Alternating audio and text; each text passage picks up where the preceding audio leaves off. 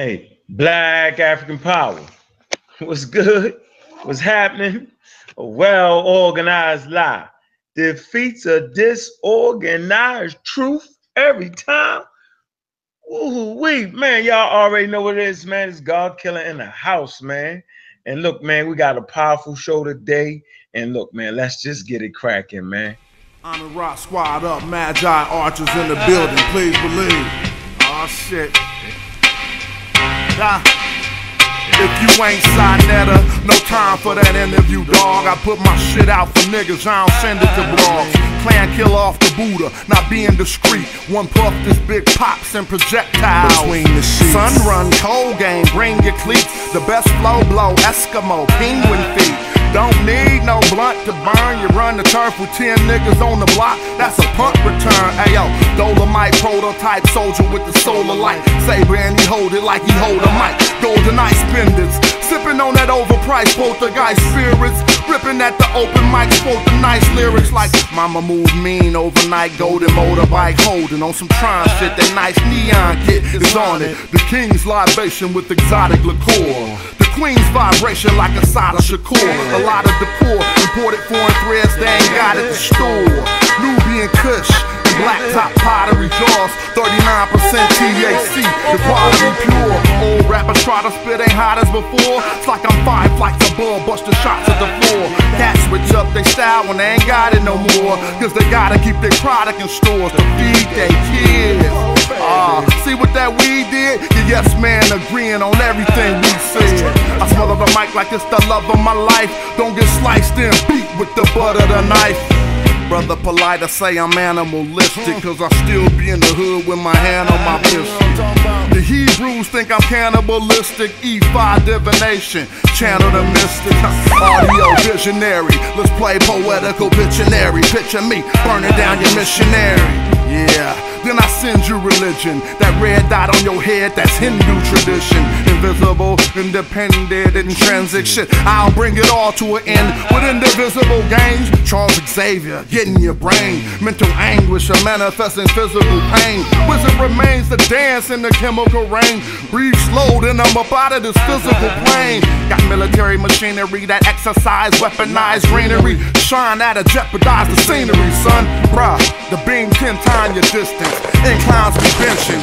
Stop rising with no trend line resistance. The parabolic breakout. I'm F-16 with the aeronautic fake out. The God killer. The God killer. The God killer. It's the God killer. The God killer. That's who it is. The God killer. The God killer. It's the God killer. The God killer. The God killer. The God killer.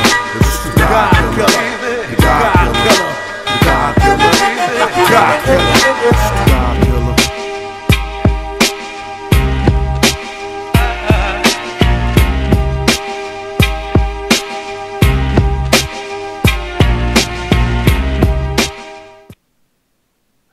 Hey, what's good, family, man? Hey, what's happening, man? Hey, I'm a raw squad up, man. Look, wanted to do a little homework today for y'all.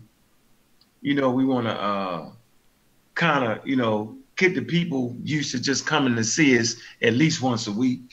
So, you know, so that the Asiatics and the quote unquote Aborigines don't overrun the position of real scholarship with that foolery. So, you know, I'd like to welcome everybody here, man. Reverend Nahisi, I'm raw squad up. Overrun the position of real scholarship. Hey man, well I see you, Sean. What's good, man?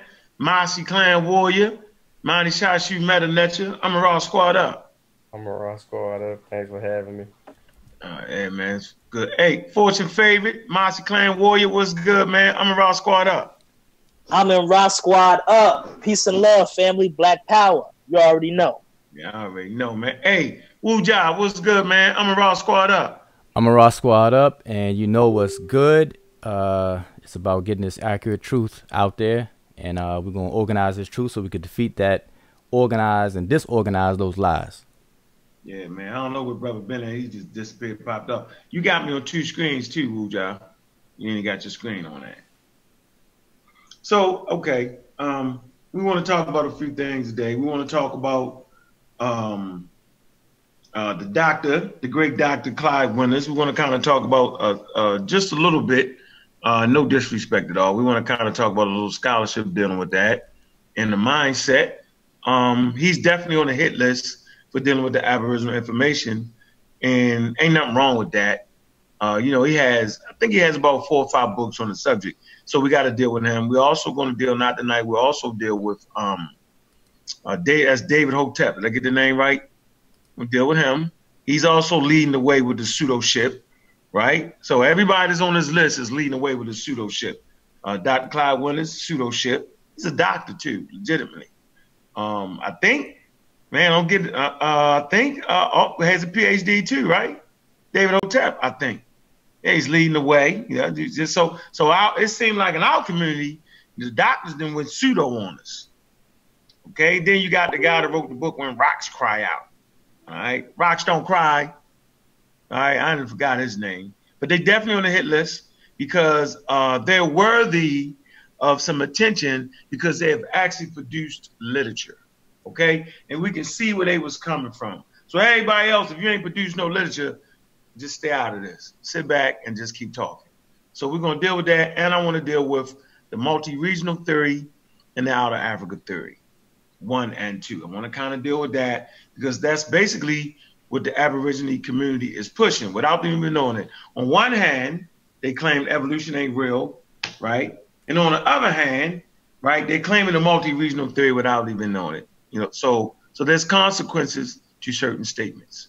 So I'll definitely get into the consequences of the statement that we copper-colored people have been here in Americas forever. There's consequences to that. So, Brother Wuja, I know you got a scratch, you got an itch, bro. So you go ahead and take over, bro. Yeah, this is just something really, really quick, and I feel it's important to share with the community.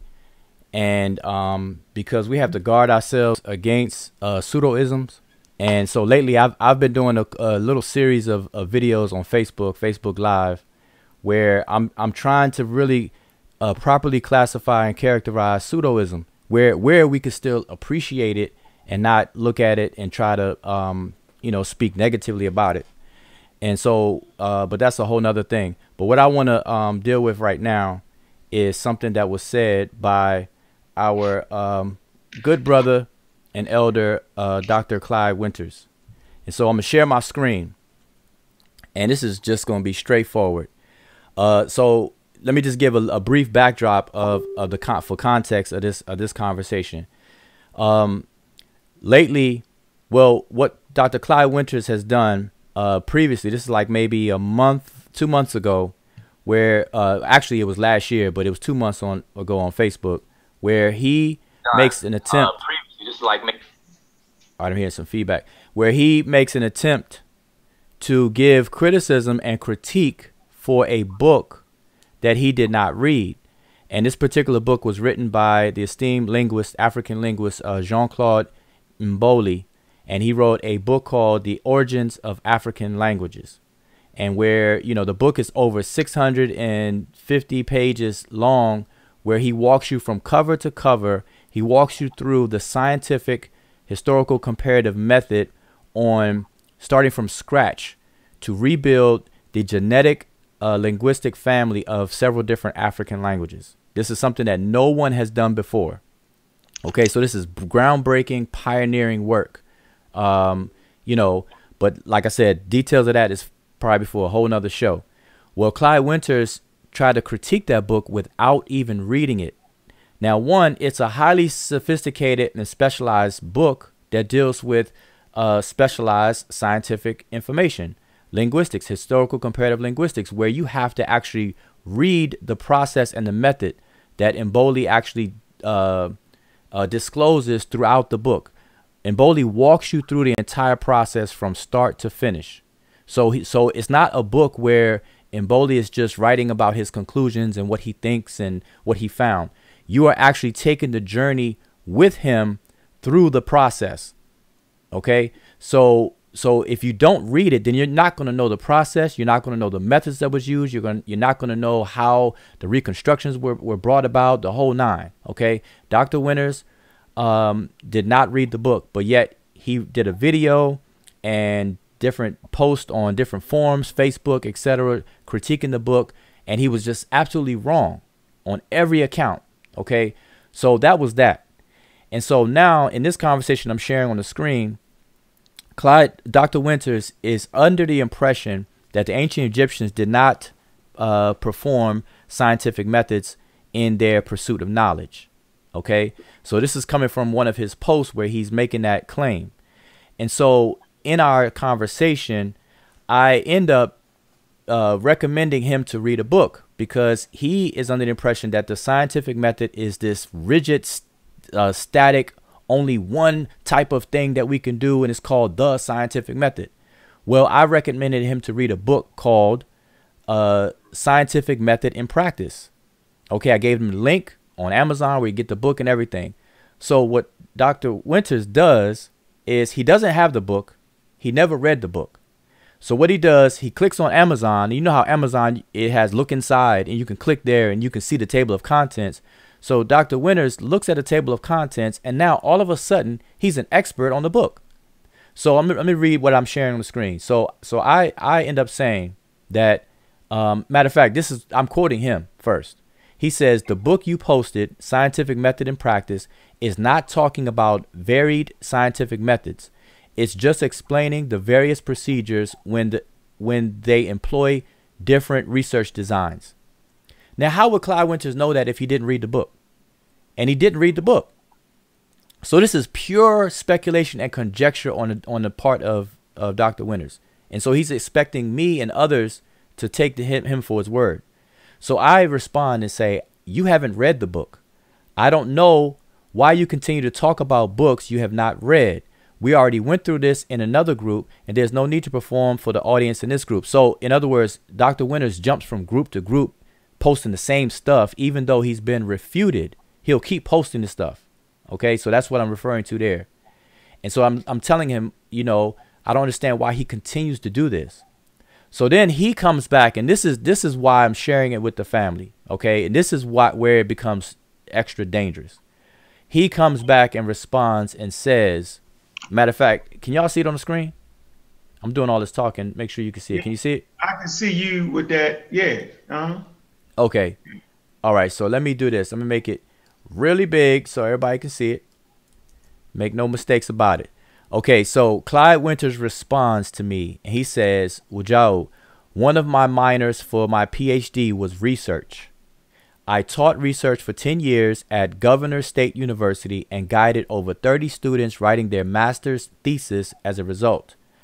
As a result, I know the varied research designs, so I can look at the table of contents and read the introduction and tell what the author is talking about. You don't get it.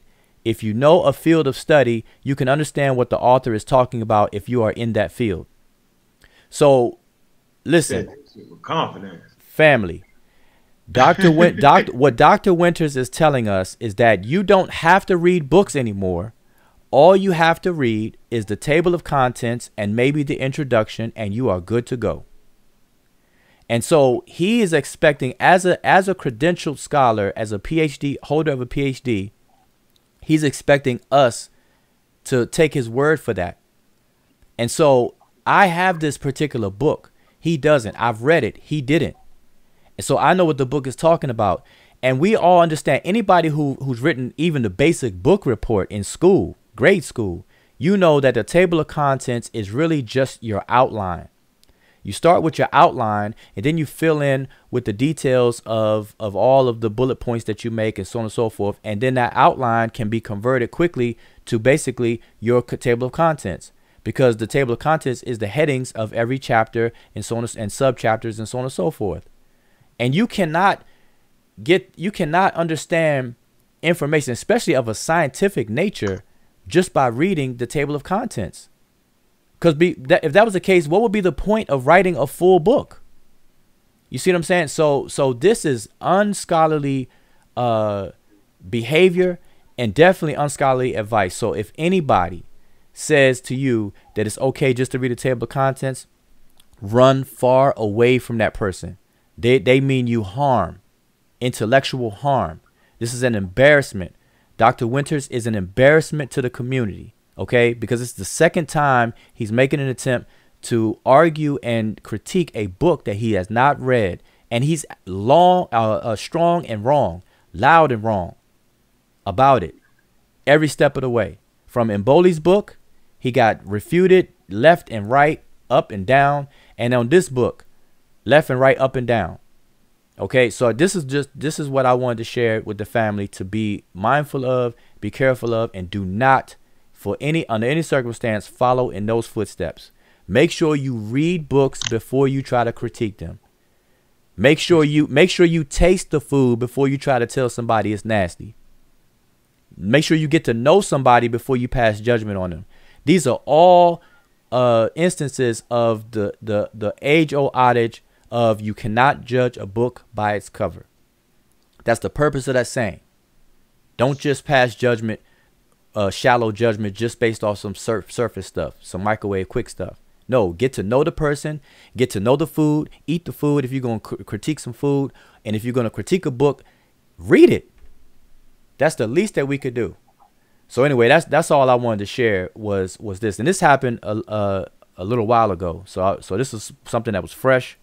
And, you know, maybe later on I could get into the context of what he and others are talking about, which is why the post exists in the first place. But, you know, I'll table that and let Unc jump back in here and go for it. Okay. Well, man. All right. So that's interesting. My, oh, my, oh, my. You know, Clyde, Dr. Clyde, man, you know, that's I consider him to be a friend. But in this particular subject matter, first of all, I hope we sell a lot of books. I think it's important to get books. Just so, you know, for the listening audience, y'all need to just start doing what we call as a literature review. All right. I think we talked about it on the Scholars Corner, right? Research, right? And it always talks about literature review. So we're going to start reviewing the literature, and we're going to take our time. We've been talking about doing a book. I know some of the members from the Mossy Clan, I'm Raw Squad. Our brother Ben put table of contents in the group, and we're just going to start writing. That's how we're going to really do it. If you can't step up to it, to this real challenge, then stay out. If all you can do is make a video, then you're in trouble in this one. So I'm not going to be arguing back and forth with the group of individuals who can't even support their own thesis. Thesis, theory, idea. You know, it's a whole lot of hornswoggling, bamboozlement. You know, we ask a question and then we start getting attacked on evolution. So it's a lot of folly going on. I'm quite prepared for it, but you just won't suck me into it these days. What I do need is, though, for everybody that's claiming Aboriginal, the guy Cab Calloway, because he's a dancer, right? He has a hell of a following. And I have to often wonder, right? How do you get that type of following? You must be a hell of a marketing. I'm just going to say that. Can't be the information. I'm not going to think that my people are just that crazy. Well, maybe they are. Maybe they are just that crazy. But we're going to deal with that. You know, so them days is numbered. Like the days of the Black Hebrews was numbered with that. You know what I'm saying? Like the pseudoisms running rampant in the community. Now we turn a new page and we're going to get to it. It's going to be a lot of elders going to get upset, and that's okay. Because, you know, hell, we all going to get upset one day. But we got to deal with this. They've seemed to overrun the position. You know what I'm saying? Like a lot of talk. But like I said, man, one of the claims they make, and they haven't even supported their claim, is that we always was here. Okay? Now, you will find Native American stories. Some Native American stories say that they come from the ice, that they people lived on ice, right? Eons ago. Some indigenous tribes say that we always was here. And so you may ask yourself, if the Native Americans said, certain indigenous tribes said they always was here, then why don't we just take them at their word? Well, that's an issue for science. It's not an issue for their particular mythology, because how would they know where human beings started at? The only thing they're talking about is their tribe, their tribal stories. And I've been talking about this for a while. I've talked about the Hebrew Bible as being a tribal story. It's just that it's not that complicated. It's a tribal story that got the quote unquote boost, not just a boost, but incredible help from the quote unquote printing press. Think about that. The Nile Valley Africans didn't have a printing press. They had to, write that. They had to write down everything. They had to describe everything they did. When those biblical documents were produced, they had to describe everything, right? Over and over again. That's why you find a lot of mistakes, a whole thousands, millions of mistakes, based off of that. But the game changer was the printing press produced by Gutenberg. Remember, he wrote the Gutenberg Bible. He printed that first. That was a game changer in the world.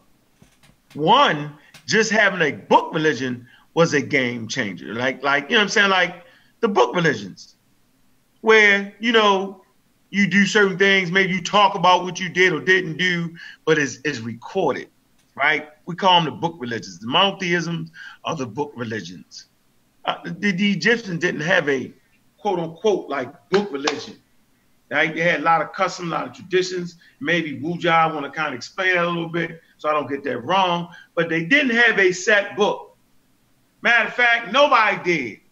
The Romans, you can't find the Roman book religion. You can't find the Greek book religion. You just can't find it.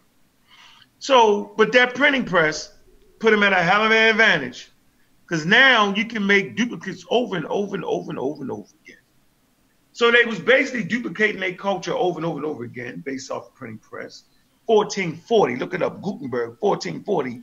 And they mass produced this document, and it actually got transported around the planet a lot of times with the prisoners of war, kidnapped victims, the Africans. They put them on those ships. I think Dr. Mayat absolutely shows documentation where they, that's how the Bible got around the world, was on those slave ships, those kidnapped victims, kidnapped ships. They were the ships that actually kidnapped you, and then the hulls of a lot of them were Bibles. So, point I want to make is that they not only had the advantage of the printing press, right? Now, you get the advantage of YouTube, Facebook, Instagram, right? You get to spread the information. So like Dr. Ben, Theophile Banger, Shiganti Diops, there wasn't a YouTube. YouTube didn't start till 2005. I remember my first video. Blog Talk 2006. Remember my first shows on that too. So now you got multimedia, right? Where everybody, gets to put, no matter what it is, out there. Thank goodness for the Umara Squad, the Masi, Shashu Mani, Matanecha. Thank goodness for those groups. Thank goodness for the family. Thank goodness, Dagger Squad. You know what I'm saying? Thank goodness. Okay? Right? We was prepared to do battle with the age of social media. You know what I mean? Like the Egyptians didn't get a chance to refute the Bible. They didn't get a chance to do that. All of a sudden, a group of Asiatics is in their land and enslaved and yada, yada, yada. I know the Egyptians was turning over in their graves. Like, God, man, stop it. Right? But thank goodness we had to kind of fight that foolery. Right? But it's thick out there where you can have a YouTube channel with over 200,000 subscribers. You know what I'm saying? Yeah, you're a hater. I'm not a hater. I'm a participator. So since you got 200,000 subscribers, then I think I need to holler at you. Hey, 200,000, you should know what you're talking about with 200,000 subscribers, huh? Right. So we're in the age of social media, and such it is. So now everybody has become, we call it a YouTube scholar. I'm not gonna knock that. Nah, that's why I started that, man. Hell, blog talk scholar, that's me. Not knocking that. But at a certain point, man, it has to be levels to this thing right here. Has to be levels of organization. So statements like, you know, just read the table of contents is all-time foolery. And he said it with confidence, right? So back to what I'm saying. As the Aboriginals promote what they promote, they have made a claim, right? And, you know, had to really pay close attention to this. Brother Wuja, I say, man, look, man, you're going to run around that damn rabbit hole. What you need to do is you got to organize. He say, organize that truth. Right. So you got to make a list of the claims and deal with them one time, one after the other. You got to deal with it. Right. So the claim they made, right, is that they was always in Americas. And I told you about the Native American tribes. I talked about that, right? And how Native American tribes, right, they didn't know nothing about evolution. They wasn't digging up no graves. They wasn't doing none of that. All they know is that that's the ancestral story passed down. Right? Plain and simple. They're tribal stories, right? And so they tribal stories does have truth in it,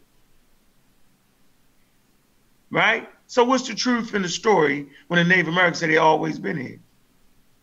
Well, there's a specific DNA marker that is exclusive to North America.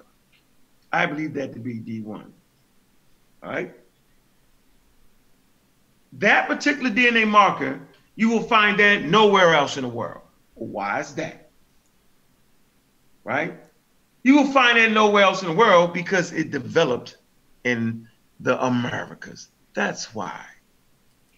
And to get that answer, you can just look that up. You know, how does haplogroups form? Right? How does the power of nature transform, you know what I'm saying, your DNA to the point where it would form different haplogroups? Why is it that they have a DNA marker that you can only find in North America? There's an answer to that. The answer is very simple.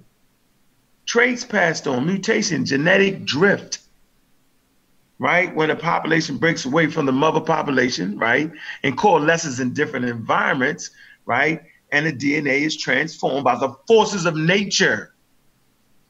So that's why they say they always was in Americas, right? Because they was always in America based off of the DNA. But if you agree to that, then you've now agreed to the Outer Africa theory. You've now agreed to evolution.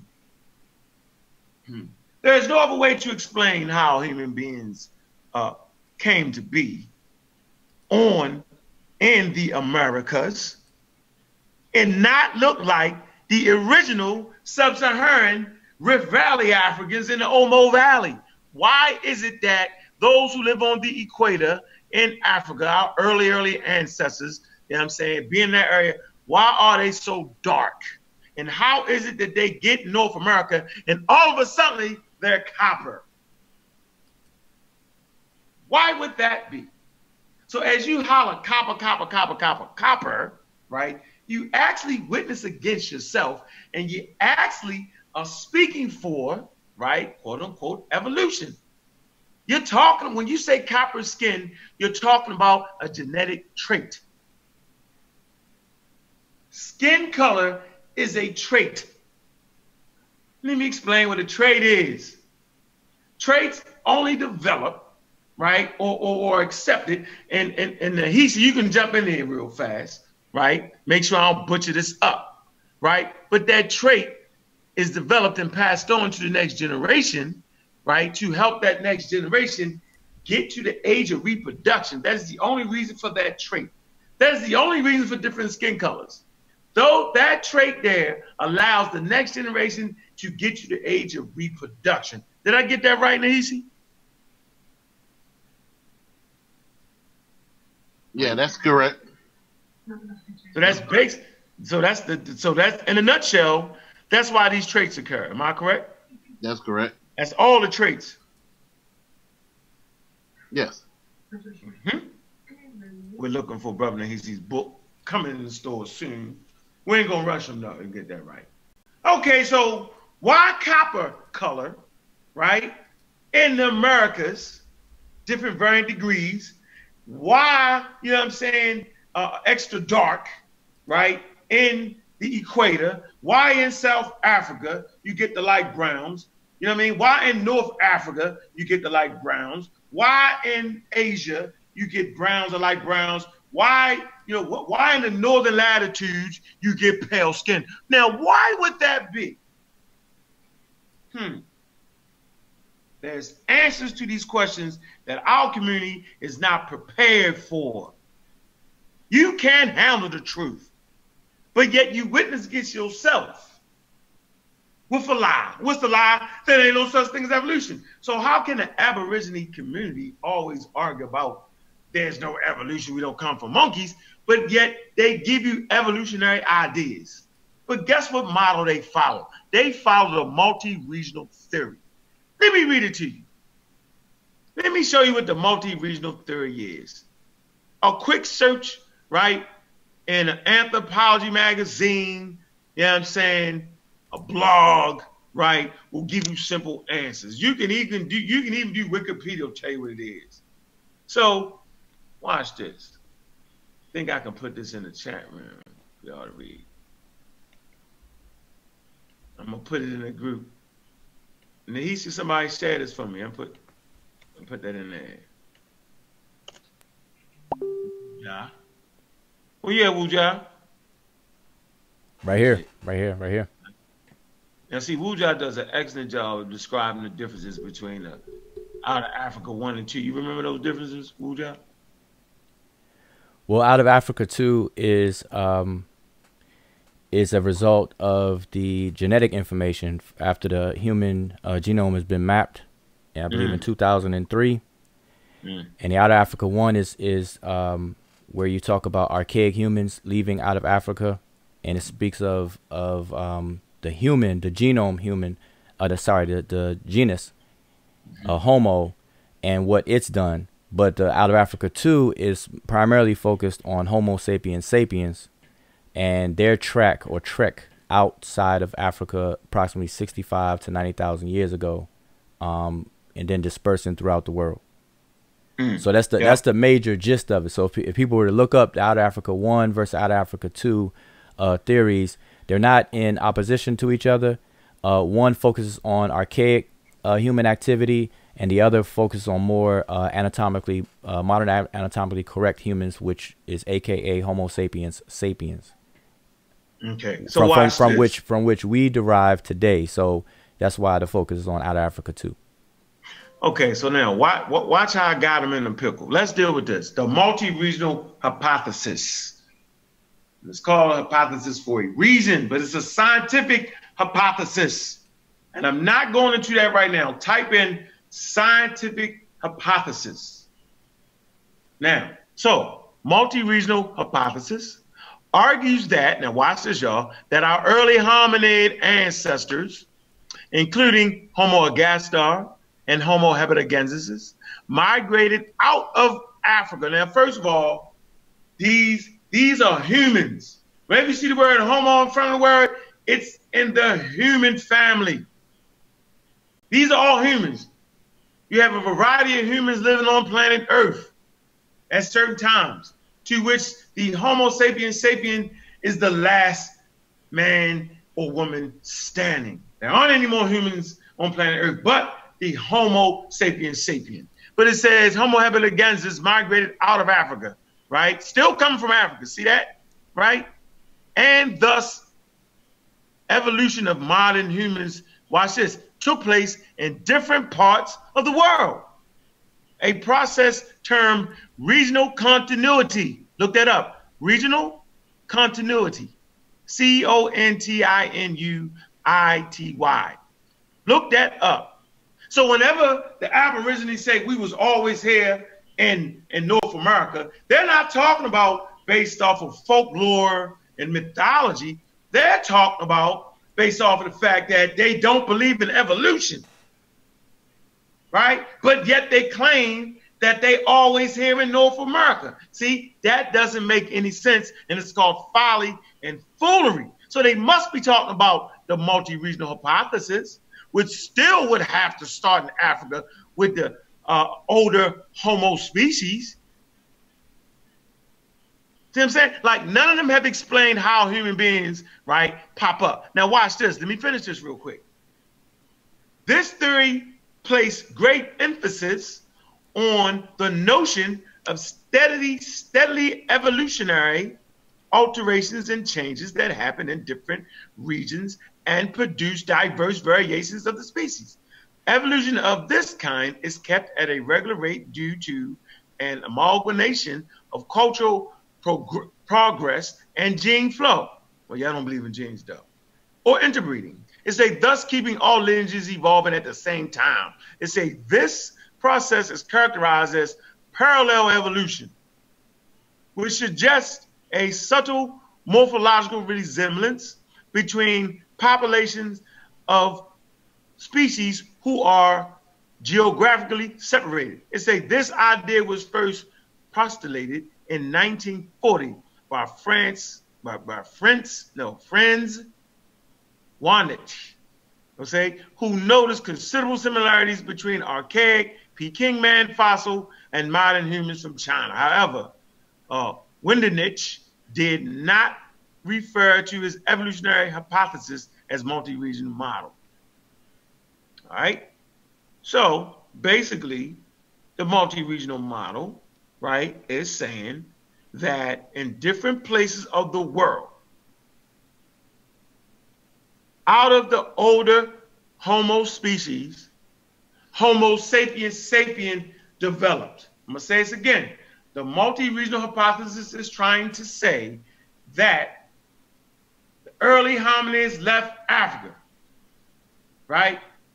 They developed in maybe Asia as Homo sapiens sapiens, based off the Aboriginal community. They would say that they developed in the Americas.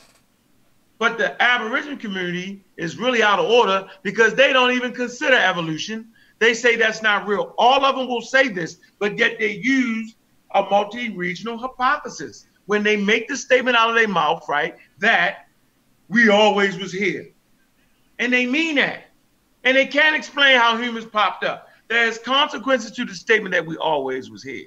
Now, if it's your folklore mythology, we will accept that. But when it comes to the science and trying to figure out where the Native American population comes from, because that's what the whole argument is really about. Where do they come from?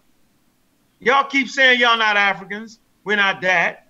Then y'all go through the whole diatribe of trying to talk about the word, like we don't know where the word came from. You do all that, right? And you try to say that you are indigenous to this particular landmass. You do all of that, but yet you fight against the truth of a lie when you act like evolution does not occur. So there's consequences to that statement that we always was here. So here's one consequence for you. You will find that the Aboriginal community will use archaeological sites, which behooves me. Why would you use archaeological surveys? Y'all don't even go that deep. Y'all just read something that's talking about archaeology in the Americas. Why would you read that? Because in archaeology, we use something that we call strata. All right? Strata, different levels of dirt piled on each other over time. So like the Roman Empire exists at a lower strata as opposed to the American Empire, the United States Empire. So if the United States Empire sits here, the Roman Empire will sit here. Now watch this. The Greek Empire would sit closely right here, but the Egyptian Empire, right, would sit here.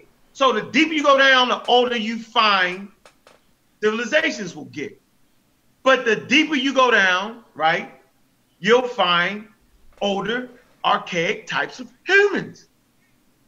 So starting here with Homo sapiens sapiens, go down a notch, you got Homo adultus. You keep going down, you'll find Homo habilis, Homo gastar, Homo erectus, you know what I'm saying? And so over time, right, you'll find that you'll find different types of humans the farther you go down. And you'll even get to a point where you find no more humans. So that kills you when you say humans always was here. Humans have not always been here. The archaeological record, the scientific method, and using archaeology clearly shows that that's not true. So there's always consequences, right? When you make certain statements, when you're dealing with scientists and when you're dealing with those who are scientifically literate, there's consequences to those statements. So we're not going to allow you to muddy up the water, howling, screaming, making up stuff. Like how you said, Wuja, hey man, we're going to slow it down. Hassan Jetty said, we're going to put them in the middle of the street where everybody can see it. See, okay? I just want to say something real quick. It's real simple. The Aboriginal people that follow the Aboriginal and the doctrines that they're espousing, or Native Americans, you know, either or, they want to split the hairs between those two different camps. The statement that they were always here in America, they don't offer an explanation, because in order to explain it, then you have to use science, which is basically what you're saying. So if they were to make an attempt to explain it, then they have to explain that if by always here, do they mean from the inception or birth of the planet Earth itself? Because then that gets into some very obvious problems where you have the early Earth wasn't even conducive for human life and survival in the first place. They have to totally ignore and debunk all of human Earth sciences. And then on top of that, they have to totally debunk all of the data that comes out and is documented in biogenetics. So I really envy the Aboriginist and the person who claims Native American ancestry, because they have a tall bill to follow, to accomplish. They have to debunk all of Earth sciences, and they have to debunk all of biological genetics. Those two things they have to debunk in order to triumphant with their claim. And I don't see it happening, and they will never be able to do it, and they can't do it, and that's why they're struggling with just these kinds of dialogues that we're having right now. So I just want to put it in perspective of what these people have to do, and they can't do it. They can't do it, because otherwise they're going to have to say that human beings are always here. Well, how did they get here? Like you already asked that question. How did human beings get here? Did some creative force called God take a bunch of mud and dirt and give CPR to it to give birth to a human on in the Americas? Or are you going to accept that human beings, the organisms that even live on and in a human being, is a result of an evolutionary process? Either or, you got to take your pick. You can't have both. So that's the challenge that the Aboriginists are facing, and they can't do it, regardless of all the hoopra and all this other kind of stuff. And they try to deflect and do red herrings and talk about the word Africa, and we're not Africans, and get into something that they don't understand, which is semantics. Bypass all that stuff and just debunk Earth sciences and debunk biogenetics. I'm waiting, and that's it. You killed him. Where you at, Sean? You want to add something?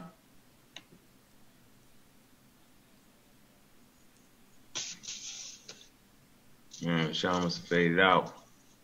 Let's see. We got a person in the chat room who was obviously crazy. It says, this is Amru Cam. He says strata has changed over time due to the Earth's crust fluctuating. You can't go by that. Okay, brother. Can you please present the evidence to prove that? Right? We understand the fluctuation in the crust. We understand all that.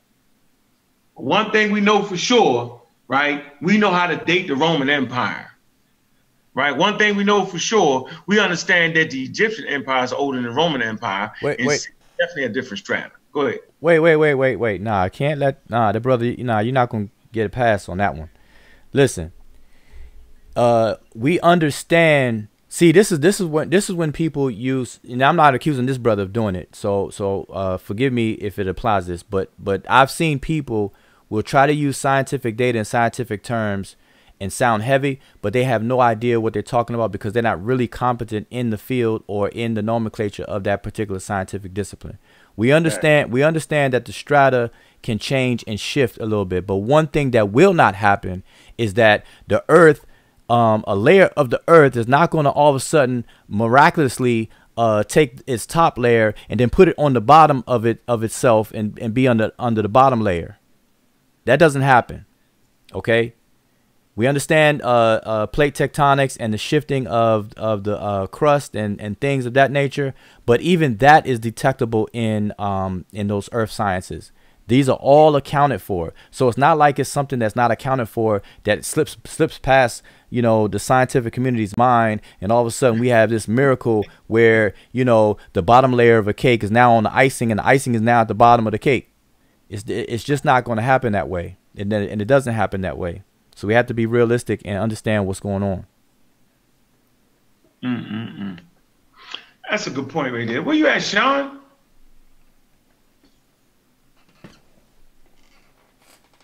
He ain't in there. He disappeared. He fell out. Boy, that's crazy. Denise, you want to add something? Also, we have to say, if they always been here, where are the bodies at? Because they would have been preserved with the ice sheets being over. Killed them. That's a good point, because there are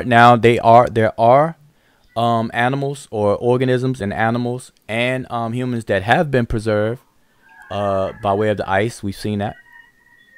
So where are the bodies that date back that far? Yeah, and I mean, let me wait a minute. Hold up. Oh, come on. I mean, listen. Are they saying that the human beings had dinosaurs as pets? I mean, are they saying that the human beings lived during the, you know, while dinosaurs were here? Like was Fred Flintstone, was the Flintstone cartoon based on a real reality? Oh man. I mean, seriously. See, this is what I'm saying. You know, we have to reclassify and characterize, you know, these claims as what they really are, so we can really appreciate. See, I can appreciate somebody telling me that human beings lived during dinosaurs and stuff like that, as long as I don't expect it to be a scientific, you know, truth or whatever the case is. If I can accept it as entertainment and sci-fi, I can accept it just like I go to see Avengers: Infinity War.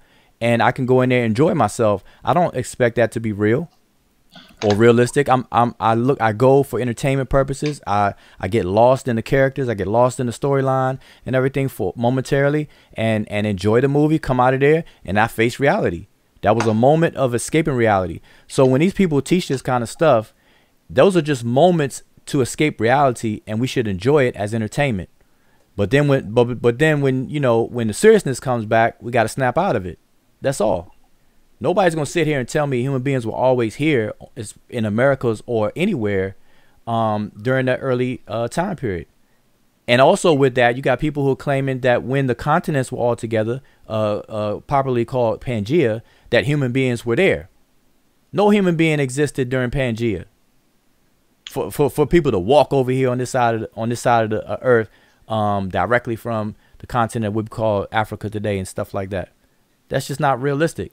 That's entertaining, and I can appreciate it as entertainment.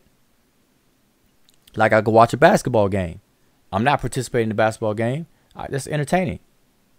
All right, so we gotta keep it in that type of context.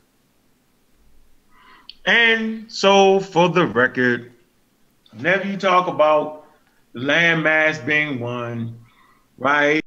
Y'all know that y'all claim we use the white man's science, but you're using the white man's science too, if that's the case, since science miraculously have changed to being the white. So you need to know who first reported the quote unquote the continental drift.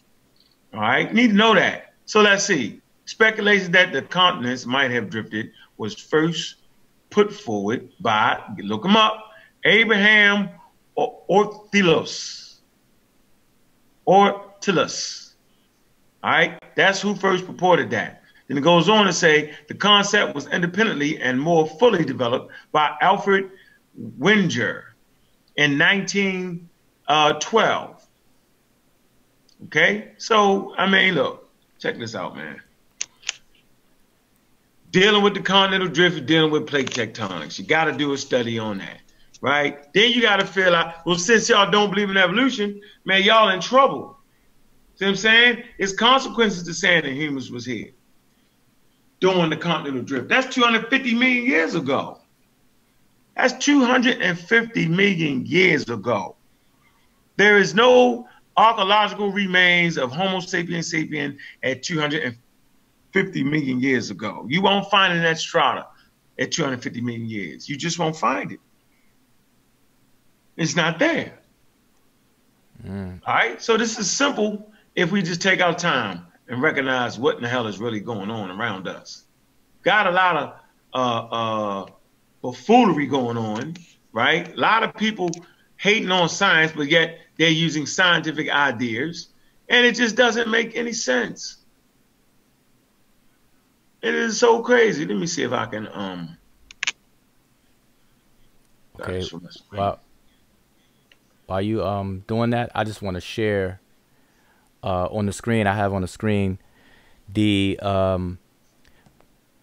mitochondria haplogroup map. It's the mtDNA human migration mitochondria haplogroup map. And I'm sure people, if anybody have watched us before, they've seen us share this before. And I encourage you to look it up yourself. The maternal haplogroup migration pattern. All right. And so, and, you know, do your due diligence on what haplogroups are and so on and so forth. Haplogroups are a combination between haplotype and group genetic populations. They classify as groups. And what it boils down to is that during over a long periods of time, the human genome will mutate. It will go through changes. And these changes occur in different locations geographically based on the lack of the ability of a specific population being able to intermingle with another population. So, which causes two separate or disparate genetic populations to change in a different way. And these differences become variations. And these variations are recognized and they're labeled and they're classified and coded, where we get these codes of these letters and these numbers called haplogroups. So that's like a gist of what these haplogroups are. And so they happen over a chronological period of time, and they follow a time period, and they follow a geographical location. So because of time and location, they can plot and chart migration patterns.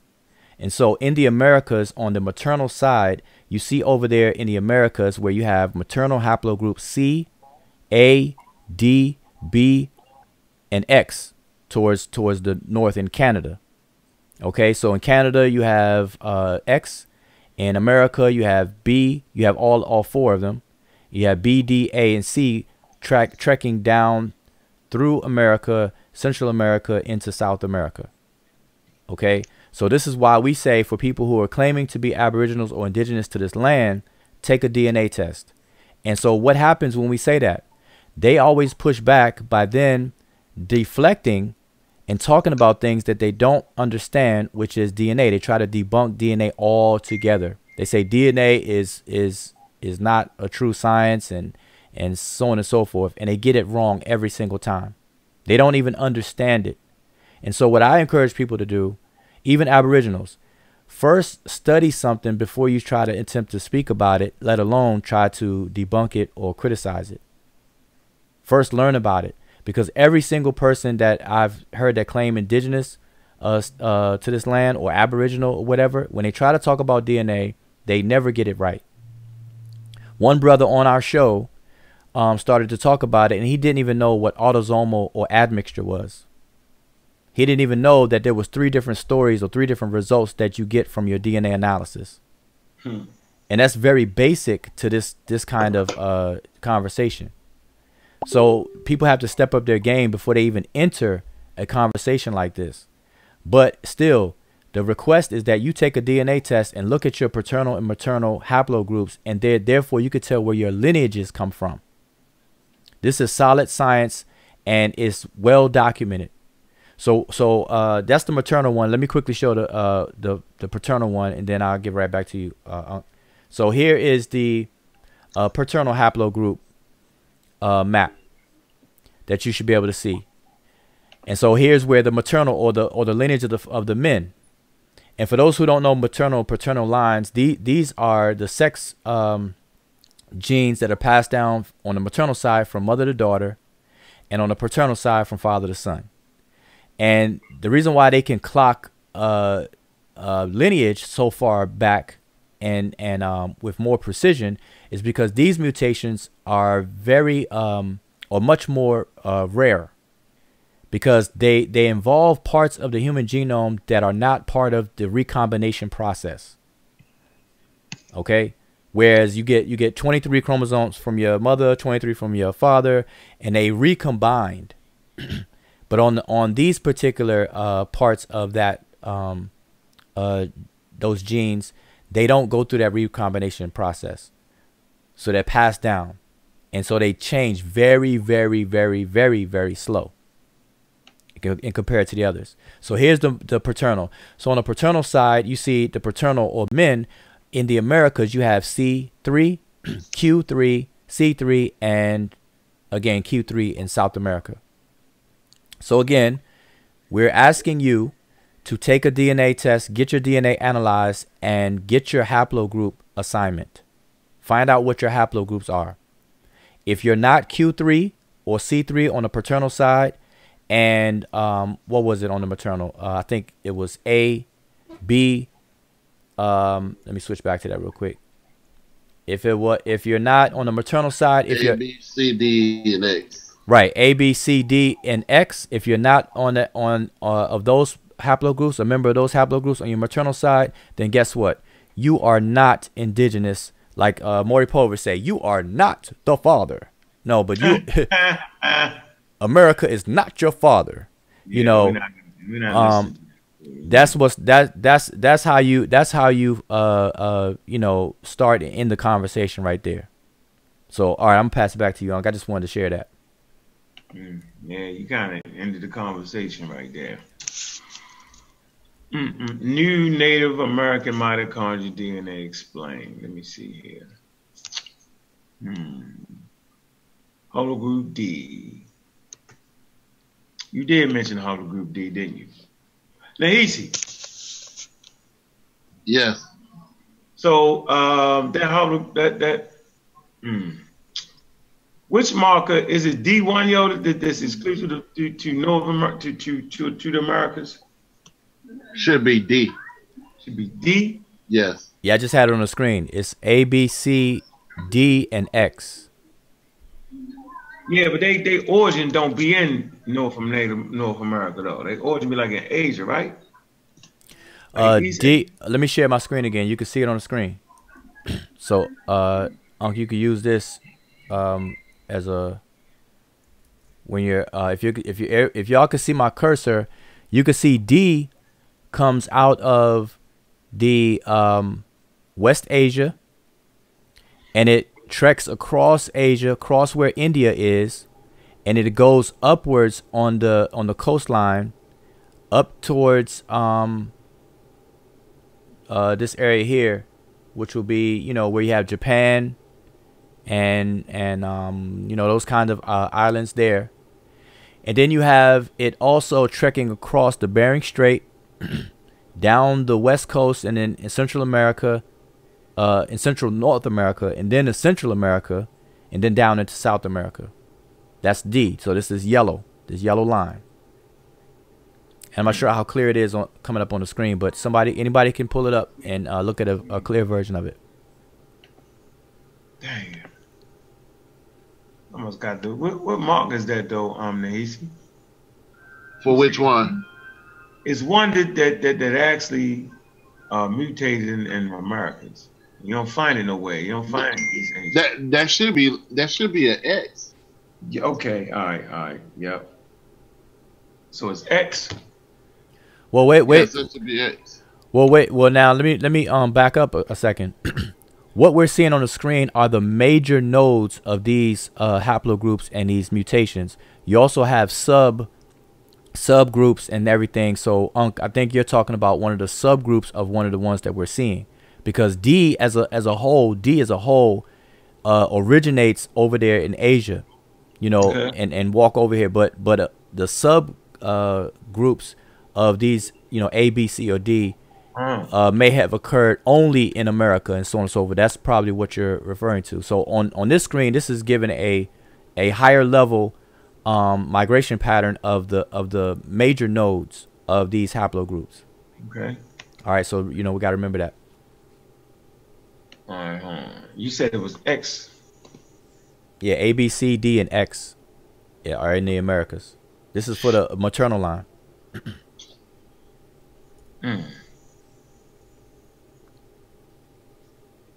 Yeah, I'm gonna find it. I'm gonna come back. I need to find that. I need to really find which one it was. But you're absolutely right. It's not. It don't just pop up out of nowhere though. It has to extend from something. You're absolutely right about that. I just can't seem. Let me see. Damn. Oh man, haplogroup X is also one of the 5 haplogroups found in indigenous peoples of America. They say clad, although it occurs only at frequency of about 3% for the total current indigenous population in the Americas, it is a bigger haplogroup in northern North America, where amongst the Agoligan people, about 25%. Okay, man. All right. You had to help me find that, Nahisi. I know you know what I'm talking about. Yes, I know what you're talking about. Well, it says here, Native American mitochondrial DNA. Native American mitochondrial DNA consists of 5 base haplogroups, A, B, C, D, and X. And that's what I showed on the screen. That's what's still shown on the screen. Within those 5 major haplogroups are found many native as well as non-native sub-haplogroups.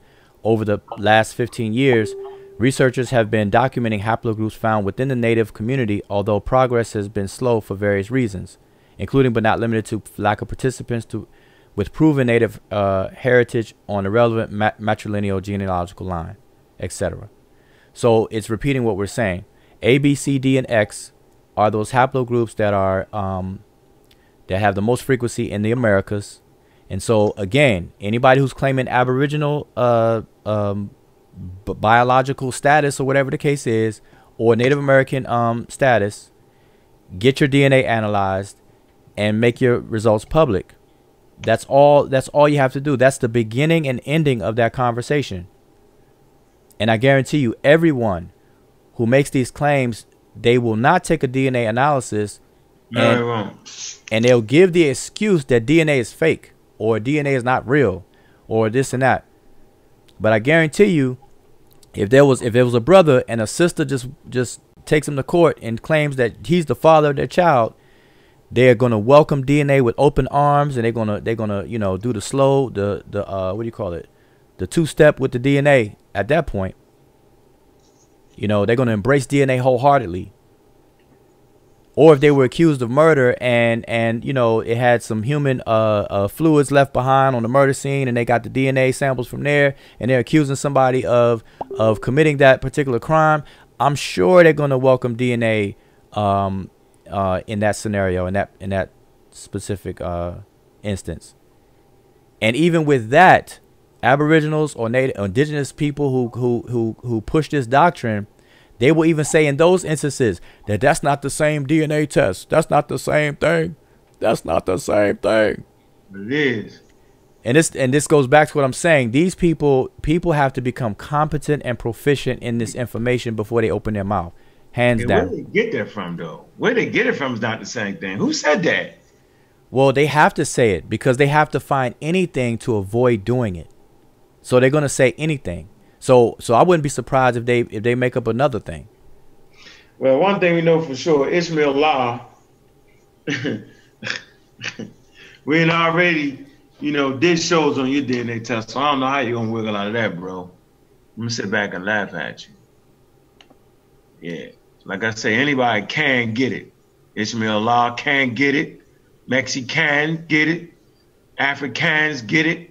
Anybody can get it. Trust me with that.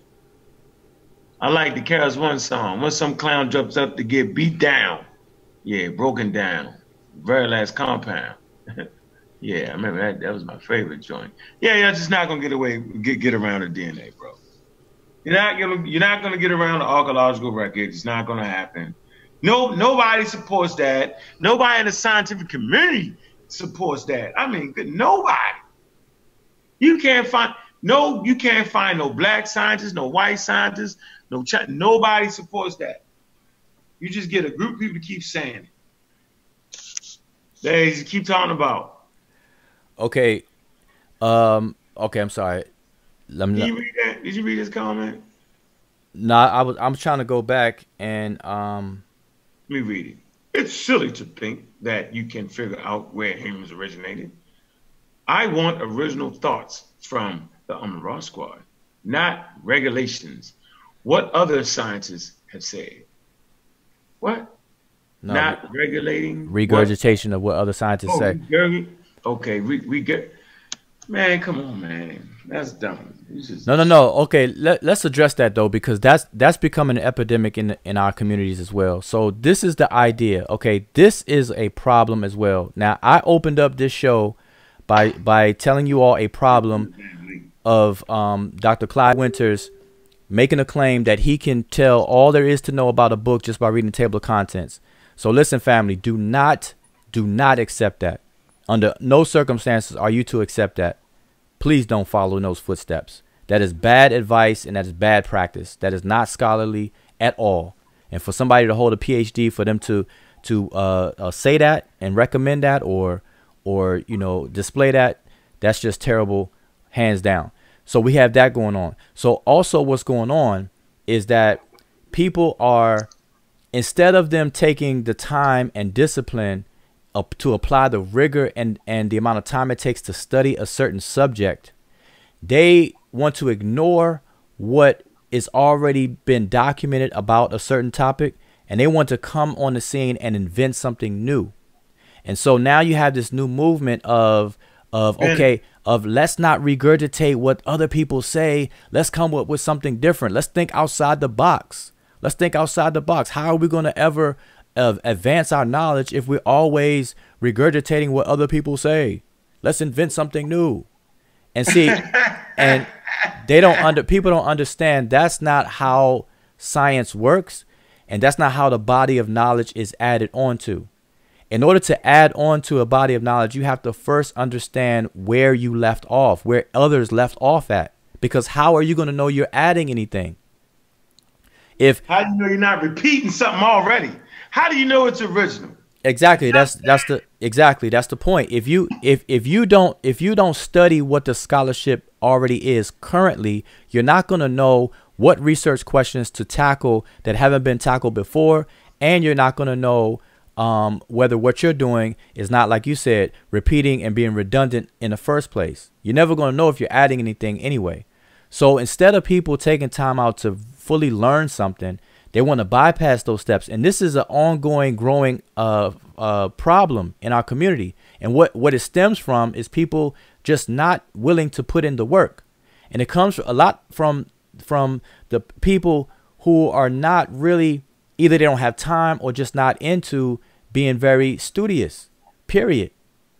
And, we got to understand that this so-called conscious community is really a compromise between scholastic people who actually go to school and pursue scholarly pursuits versus, the street. And so because information or the intellectual aspect comes to the street, now it's a compromise. And so people on the street are not prepared or gone through the prerequisites of scholarship. So now there has to be a compromise so they can meet in the middle. And so now we're seeing the results of that, and it's creating problems. And so we have to keep it tight and say, look, no, you're going to have to study that, brother. You're going to have to study that before you open your mouth. Like sit down, calm down, slow down, read a book, then come holler at me. But that's not what's going on. So people are trying to avoid it and things. So we got people that are saying things like what you just read. Let's not regurgitate what other scientists say. Let's see something. Let's see what the opinions of this and that are. Let me read this. It say, this is sad. If we don't come up, I don't know what that is, with our own original hypothesis, we will always be lost. All righty. Yep. I guess you're right. No, yeah. but why? But why? Why? Yeah, why? That's the point. And to even think that the bad part about it is, man, I don't have a problem with you coming up with a scientific hypothesis. See? So yes. But why would we come up with, I mean, what, like at the end of the day, it has worked out for us. It clearly proves who we are. Right? And it's like they used to say we came from gorillas or something crazy like that, right? And, you know, yada, yada, yada, yada, yada, right? Racism and the scientific racism, the whole thing was rocked with that foolery. And at the end of the day, they find out that one, you know, African people, before the word Africa, resided in an environment without no other people but them. That's a fact. Two, that these people that you thought was gorillas and animals and half humans, you know what I mean, are the first people on planet Earth. Right? And three, these people are the mothers and fathers of everybody. Is that not what we've been saying from day one? Is that not what the elders taught? So now that they verified it, right? It's like it's like they was saying we claiming this and claiming that, or we propose a claim or whatever. Now they back that up and support that with DNA evidence. One, the fossil record. Two, you know what I'm saying? Structures. Three, they verified everything. So we so crazy that when we finally get a victory, y'all want to give it back and start all over again. Well, wait. It's working in our favor. Why would we change that? Not only that, though, the people that are saying that, you know, we should come up with our own hypothesis, they themselves are not coming up with their own, because the claims that are being made are claims that are being made already. They're not new. They're things that are being made by the French and pseudo among the Europeans. Period. So in order to come up with a hypothesis, there's nothing wrong with coming up with hypotheses. There's nothing wrong with that. It's done all the time, every day, all day. Hey, Garfield, I put the link in your Facebook group, bro. You don't come in. Let me see what Chief Broken Feather say. He say, Unc said, we was already here. What's the argument? All right, man. You just missed that whole thing, boy. Now, so says that. What was you going to say, Wuda? No, I was going to say that again, back to this, there's a problem. There's a problem. There's just, people have to really slow down and study to become competent and proficient in the subject matter that they attempting to argue and participate in. That's just should be 101. That should be just some basic requirements. And people are not competent to speak on these things. And I don't mean become an expert. I myself I'm not an expert in biogenetics. I don't have a PhD. I don't have a master's or a bachelor's in biogenetics. That's not my specialty. That's not my expertise. That's not my area of research. But I know enough to know that if I'm going to speak on it, I better know what I'm talking about. I better study enough to be able to hold a conversation and to be able to understand what I'm being told and to be able to discern from what I'm being told and to be able to keep up with the nomenclature of the different scientific fields. Like, you're not going to hear me get on here and talk about how to fix a car from scratch. I don't know too much of anything about automobiles except for changing the tire, changing the brakes, putting oil in it, and starting it, and let's go. But I'm not going to get into details about a car or anything else I don't know, because it would be silly for me to do so. So the same way I feel about that, people should feel the same way about talking about genetics and things like that. Until you do the knowledge, then you should slow things down and keep quiet until you know better. That's it.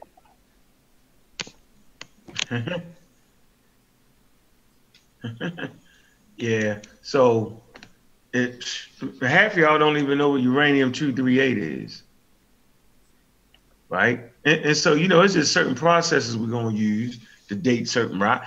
Most of y'all ain't even study rocks. Go holler at me after you study rocks. Yeah. You start with rocks. Do that for a minute. Y'all probably need to start with rocks. All right? You don't even know how many types of rocks it is. I bet you. I bet y'all don't. You know what I'm saying? Bet you don't. You don't even know. You don't even know how you would date an archaeological site, do you? You don't even know what a half-life is. You can't even get into this conversation, man, unless you understand that, man. You know, what radioactive isotopes, uranium-238, what's that? You know, iron.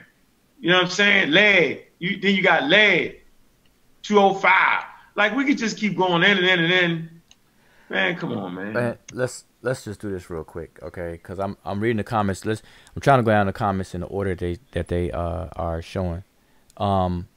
We have a brother, Chief Holiday. He's saying, are you guys really listening to this? Okay, Wujau, 2 different DNA tests, and they know it. And he's making reference to my statement when I was talking about paternity test in court for you know, whether a man is the father of a child, or even on a crime scene if a murder is committed, or whatever the case is, and they have human remains and they're able to store and document DNA from those type of situations. Number one, your DNA is your DNA. Okay, it's not going to change between a test. What happens is it's the same way that when your blood is drawn at the hospital, they could draw your blood. Your blood is your blood, but it depends on what they are querying your blood for. So they could draw your blood to test for iron content, or they can use your same blood and test for electrolytes, the magnesium content, the calcium, the sodium, and all those kinds of things. Or they could check your blood for other types of things. But your blood is your blood. So it depends on what they're querying it for. Now, in the DNA test, your DNA is your DNA.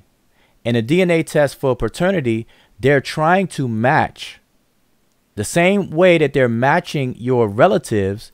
They're trying to match whether or not you are the father of a child.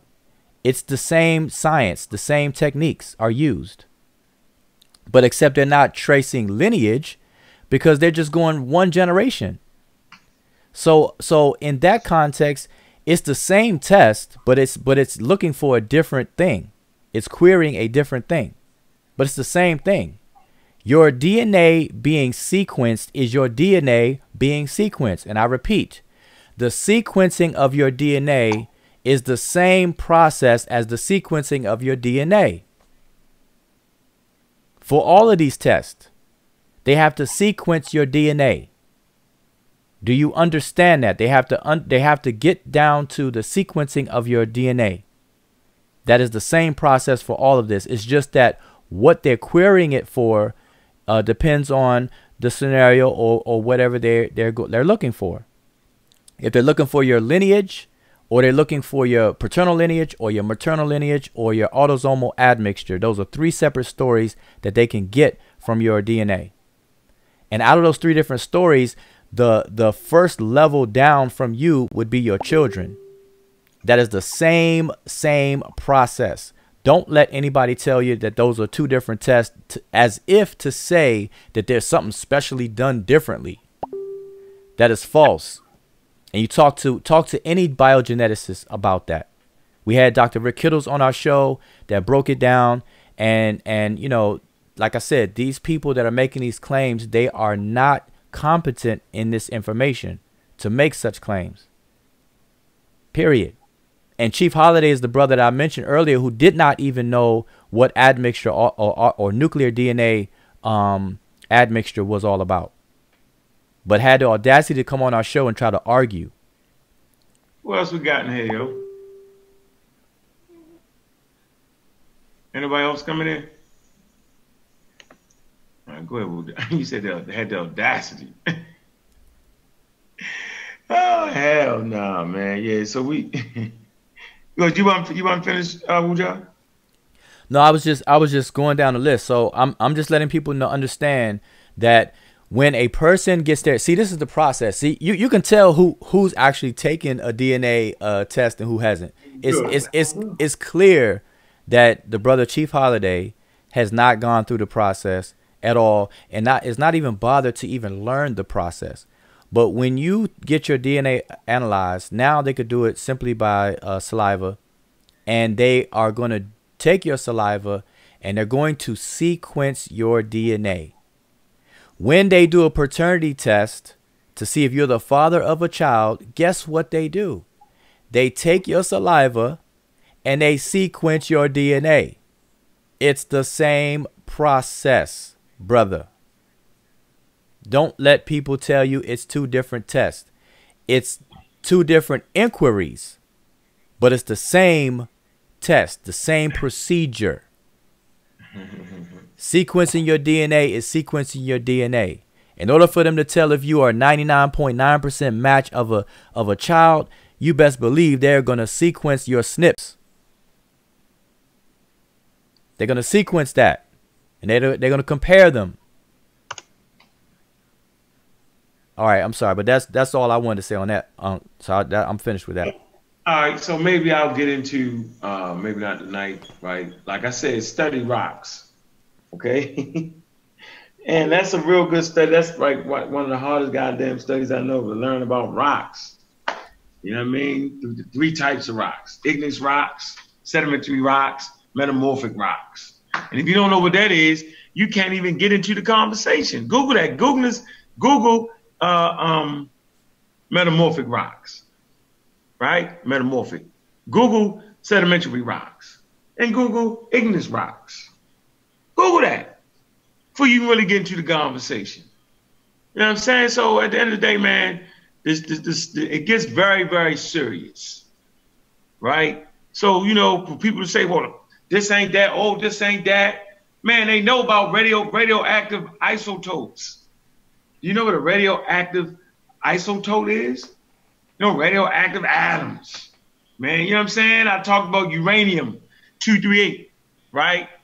All right, and if you know anything about uranium-238, it has a certain rate of decay, right? If you know what the half-life is, I think it's about what, 4.5 or I think it's 4.5 billion years, right? That decays into lead-206. And so all you got to do is know the half-life, right, and break it down in intervals. When you break that down in intervals, right, and then you can figure out, well, how many it decayed to lead-206, right? So how many radioactive atoms is in this rock? It's in this igneous rock, right? How many radioactive isotopes is in the daggone rock, and it'll tell you how old that area is. It's crazy, man. Like it's just crazy. And then you got to understand about sediment rocks, right? They the only place where fossils actually, you find fossils is in the sedimentary rock. So now you got to take, you know what I'm saying, the igneous rock above, you know what I'm saying, the sedimentary rock and the igneous rock that's below the sedimentary rock, and then you got to get an approximation date. Y'all don't even understand that. You don't understand dating. You don't understand half-life. And like the Wujiao said, I'm not a damn expert, but I got enough sense to just study and understand the difference and understand what a radioactive isotope is. You know what I'm saying? Like, these are things you gotta know this to get in this conversation, at least with me, because I'm gonna bust you in the head with it. Plain and simple, because you got to know this. This is part of archaeology. Why igneous rocks? You know, how does the clock zero out on igneous rocks? Right? The word igneous comes from the Greek word, I think it's not morphic, but molten, liquid, because it's liquid. And when that liquid rock hardens up to the igneous rock, right, it zeroes out. And then you can start getting the date. It's just like taking in the old days, they used to take like containers of water and they wanted to figure out, you know what I'm saying, how long a day was. So you put a hole in that container, and over the day period, right, you just mark it, and the water level, falls down, you mark it, falls down, falls down. So if you was to stop the daggone water from leaking out, you would know what time of day it was, what time it stopped, based off of the amount of water that's left in there. Same with candles. That's how they used to keep time. Burn the candle, right? And they know it take this long, a whole day for the candle to burn, right? So whatever part of the candle is left, you know what time of the day that is. So, man. So where you at, Garfield? What's going on, brother? I see you. Dagger Squad in the building. Garfield in the house. In the house on the celly. Garfield, so listen, before you speak real quick, because I know Garfield we're gonna go in for a second. Let me address something, because see, we can't, I'm not gonna let nobody's getting a pass tonight. So this a brother, Chief Holiday, you know, I'm addressing a couple of things he said, but here's another brother named I Am King Sosa. Okay. Now he's saying that DNA ancestry will not hold up in a court of law, and that's a fact, which is different from paternity test. Now I've already just now explained that the sequencing of your DNA is the exact same process. But guess what? When a parent is determined to be the parent of a child, that is your ancestry. Okay, you have your descendancy and then your ancestry. Ancestry is going backwards, descendancy is going forward. Okay? Now, what they don't do in court is that nobody's gonna have a court case. First of all, no one's gonna have a court case where you're required to bring your haplogroup into court. Why? Because your haplogroup is simply the code for the most common recent ancestor and where that ancestor geographically lived. And there is no legal case that would require something like that. So when people say it won't hold up in court, it's never brought into court. So that's a red herring. That's a deflection. That's a distraction. Don't bring that up. What is brought up in court is paternity test. And what else is brought up in court is to eliminate you as being a possible suspect in a rape case or a violent crime or a murder case where human fluid remains were left on the scene, and they were able to isolate a person's genetic sequence. They could sequence the genes of somebody's remains left on the scene. They can eliminate you as a suspect because of that. Those are the kinds of things that are used in court, and that's part of the same process, brother. So I am King Sosa. When your DNA is sequenced, it's sequenced the same way for paternity tests as it is to be eliminated as a suspect of a crime and as your ancestry, brother. So I just want you to understand that. Hey, peace. Is my mic on? Yeah, we can hear you. Yep. Hey, Wuja. Hold on real quick, Garfield. Hey, Wuja. Yes. If you can take a person's DNA, right, at a crime scene and match it up with another person, then obviously you can match that same DNA up, you know what I'm saying, right, with other people in that same group. It's not hard to figure that out. You feel me? Right. I mean, and that's the point. So I don't want it to fly past people's head to act as if the brother said anything deep. The brother didn't say anything deep at all. The point is that when in order to even get to an identity level of DNA, it has to be sequenced, and that process is the same.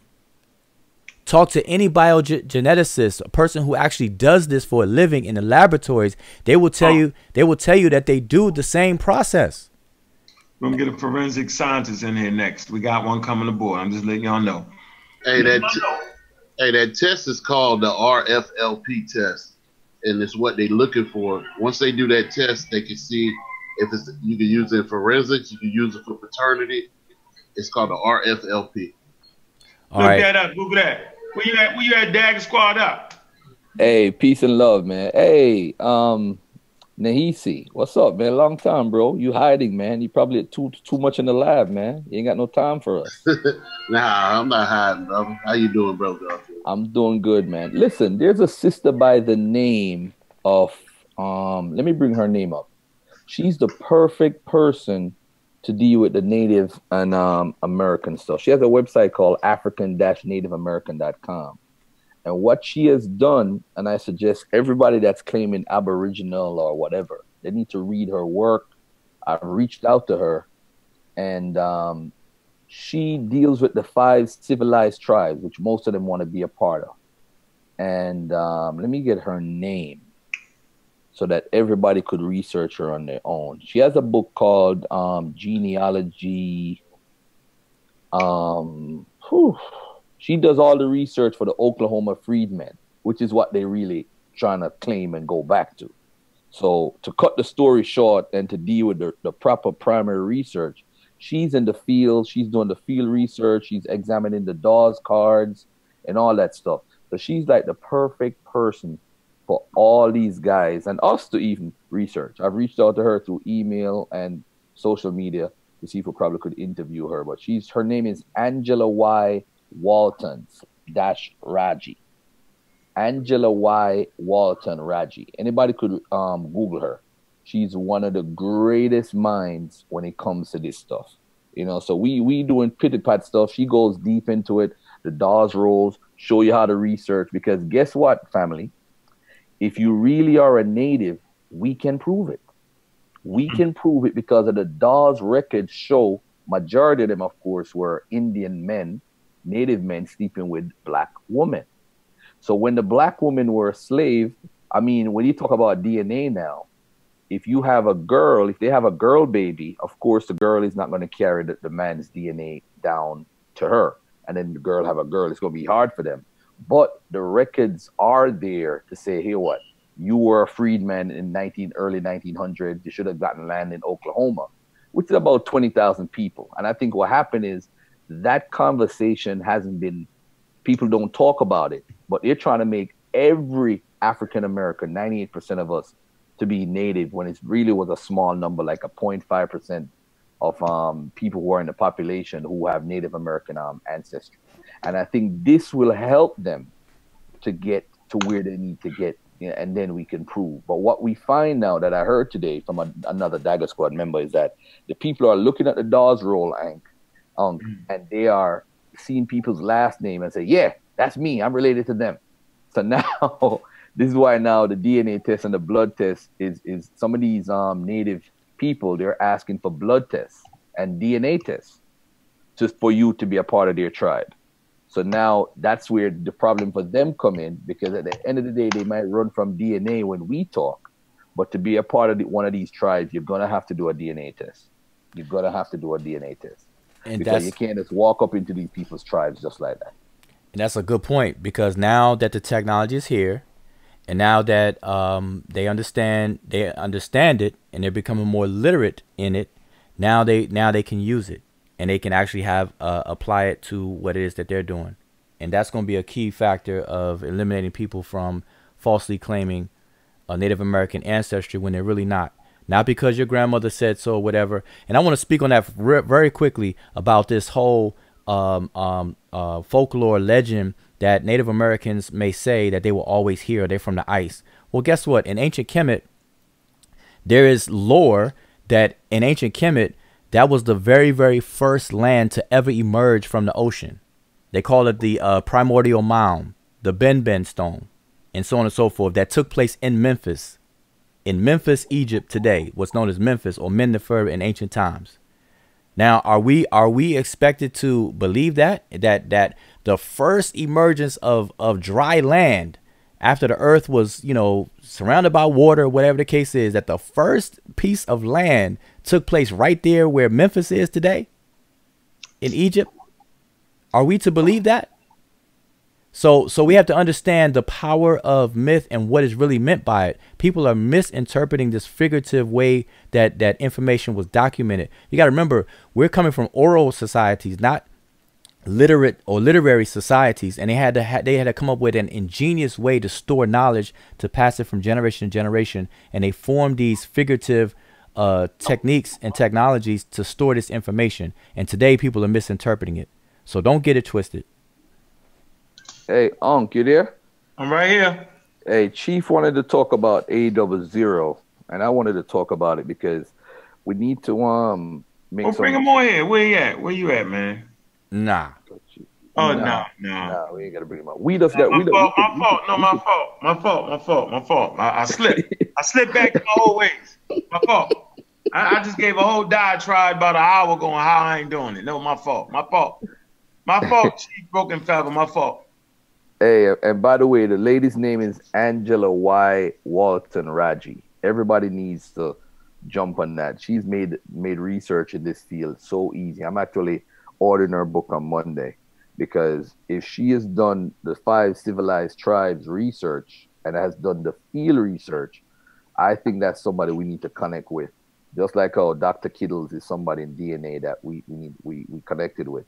So because she's doing the actual field work, you know what I'm saying? So the anthropology work, she's doing the archaeology work, she's doing the actual she's going through the census records, she helps you to find your family. So she's doing a lot of that. And that's what they really need, you know, to find out if they really are natives or not. They're not going to listen to me. They're not going to listen to Unc. They're not going to listen to anybody who they feel as the enemy. They're going to listen to somebody who is in the field that they're in. And I suggest they go to that person and figure out who they are, because we're going to tell you who you are straight up. You are not native. You're African. But you don't want to hear that. You want to try and get piece of land and get money. We know what your motive is, because you feel being an African is worth nothing. That's all it is.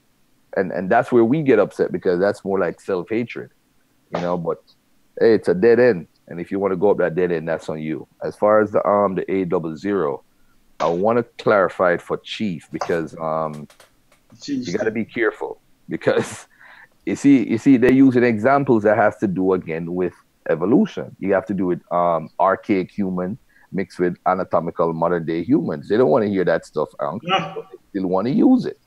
They don't understand it. Mm-hmm. Yeah, that A00 is from an archaic human. Mm-hmm. It's evolution. Exactly. So look it up. Read the journal on A00. And look at the video I did. Me and Ali Muhammad. Y'all great chief. Yeah, look at the one that me and him did too. We went into it. You see the issue with the Y DNA going all the way to 338,000 is the fact that we know modern day man, anatomical modern day human, didn't go that far. So there had to be some sort of intermixing. But the beautiful thing about this research is the gentleman by the name of Matthew Forker, who I tried to introduce to the squad a couple of years ago. He's the guy that found 2,000 specimens for Michael Hammer and them. So before they found Albert Perry in 2012, they already had A00 specimens locked away. A lot of people don't know the history of the whole A00, because when they found Perry, they didn't have any other group that matched him. So what they did is the University of College of London, they expanded the search, because they had the specimens that Matthew Forker had from 2006. And that's when they saw the connection with the not the Bangwa, with the I forgot what the tribe is in Cameroon. They say, hey, here's the link here. It's A00 in Cameroon, but it's not the exact A00 as Perry. But later on, Matthew Perry did his independent research now, like around 3 years ago. And what he did, he found I think the L1149 and L1120 were specific, I don't know what we call it, sequences or matches that matched with Perry. So they were so close, they're like, there was another route to Perry. So there's A00 and there's A0, and there's another route to where Perry really come from. And those two were actually pretty much very extremely similar. And so Perry and the Bangwa people in Cameroon. So you ask yourself, why only 8 people in the entire United States have A00? I think Erykah Badu is actually one of them. And you have to use logics now.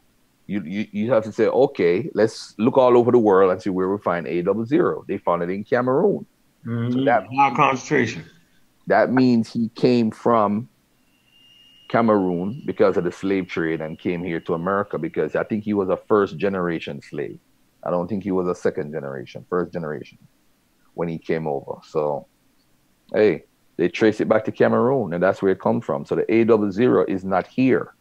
It's in Cameroon. That's the root of it. Yeah, it never was here, man. That was Ali Muhammad with that nonsense.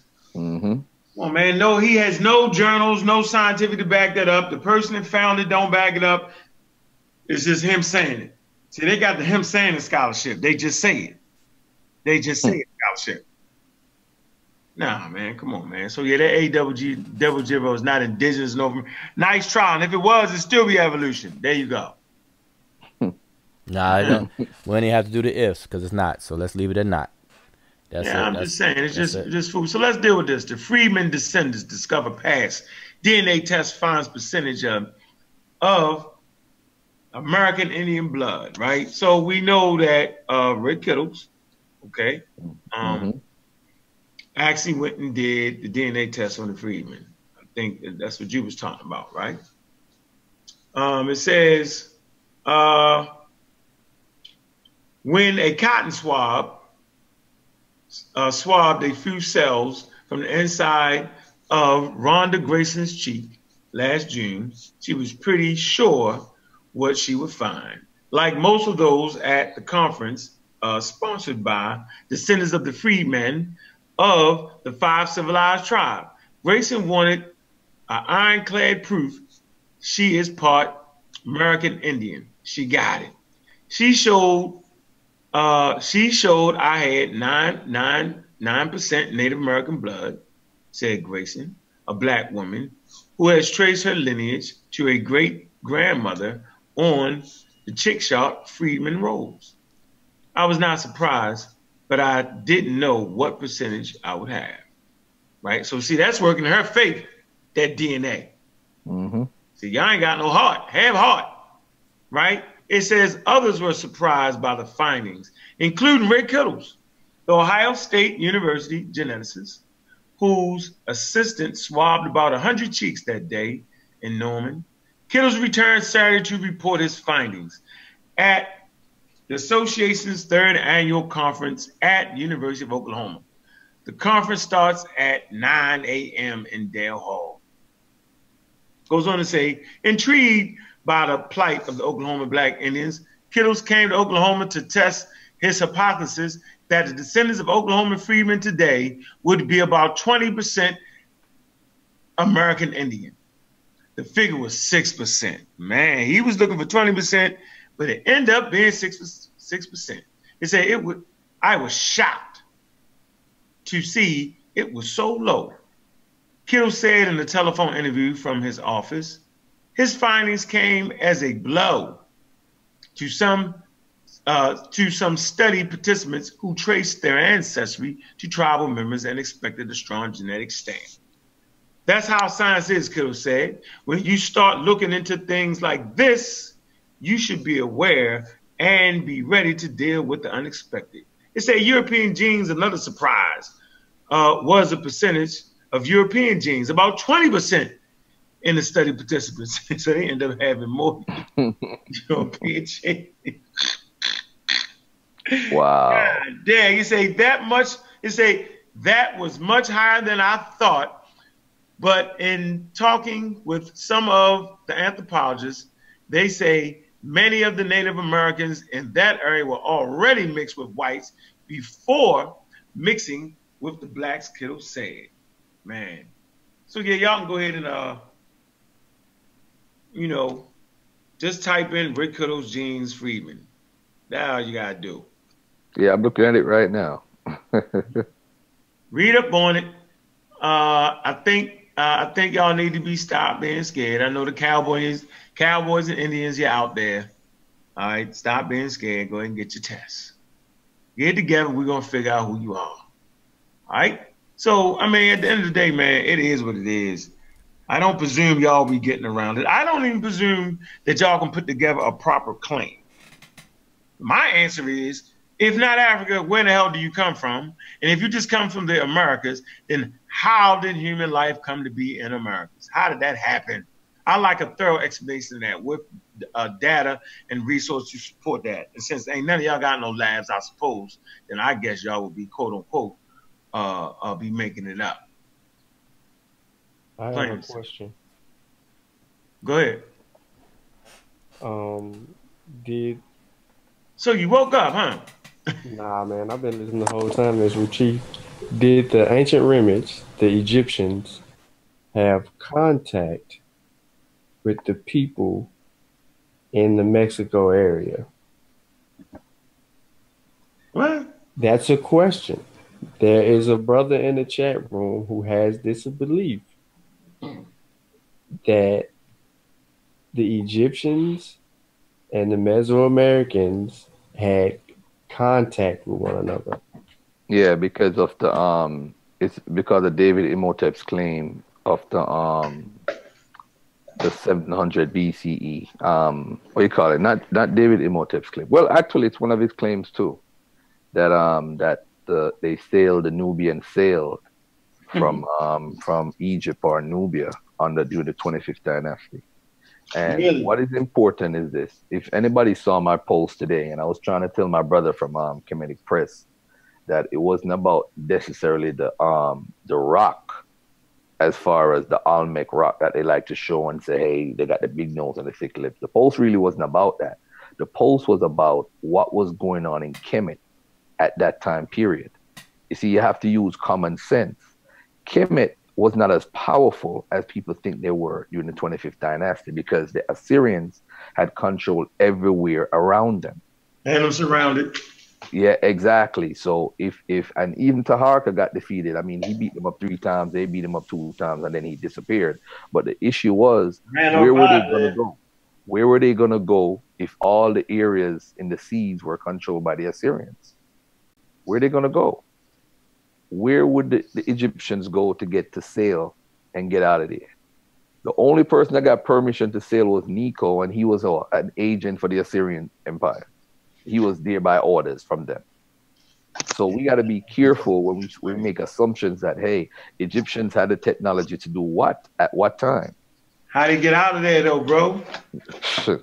Think about it. You got to go into the Mediterranean. Who controlled the Mediterranean Sea at that time? Exactly. That's what we really were saving at. That's a good one. Well, listen, a part of the conversation that's missing, and I understand why, because people don't bother to learn the language and deal with the actual Egyptian text and literature. Just show me in any Egyptian text where they say that they sailed over here to Mesoamerica. Just do that, and then you'll get my attention. That's one. 2, this is to Chief Holiday. Until you take a DNA test, I'm not dealing with you. I've dealt with you directly. I gave you the benefit consideration of bringing you on the show. You came on one of our shows. You had no knowledge of what nuclear autosomal admixture DNA was, or about the 3 different tests that DNA analysis gives you, and so on and so forth. But yet you came here with an attempt to try to talk about it and argue. And I give you a shot. I gave you a shot, and you failed miserably. So, you know, I'm done with that. So until you get your DNA analyzed, there's no need to have a conversation, direct conversation. Okay, so now, you know, you're being used for educational purposes for other people. So when you say things like, you know, DNA is fake and stuff like that, you know, nobody is going to believe that. Well, nobody should, especially on your word. Okay, because you don't provide anything that is fake or whatsoever. And so DNA is used all the time. All right, it's used for various different reasons. Like I said, it's being applied in the court system with paternity tests, with in crime scenes. People are getting actually acquitted from actually already serving time in prison, because now they have DNA analysis and stuff. Matter of fact, there's a whole entire agency, company, or group called the Innocence Project, and that's one thing that they used wholeheartedly for all of their cases. They actually used the technology of DNA sequencing in order to get prisoners out of prison and acquitted on charges where they've maintained their innocence and now they have DNA to actually prove it. If DNA was actually stored from the scene at the time of the crime that it was originally investigated, if they never took DNA from the scene in the first place, then they're out of luck.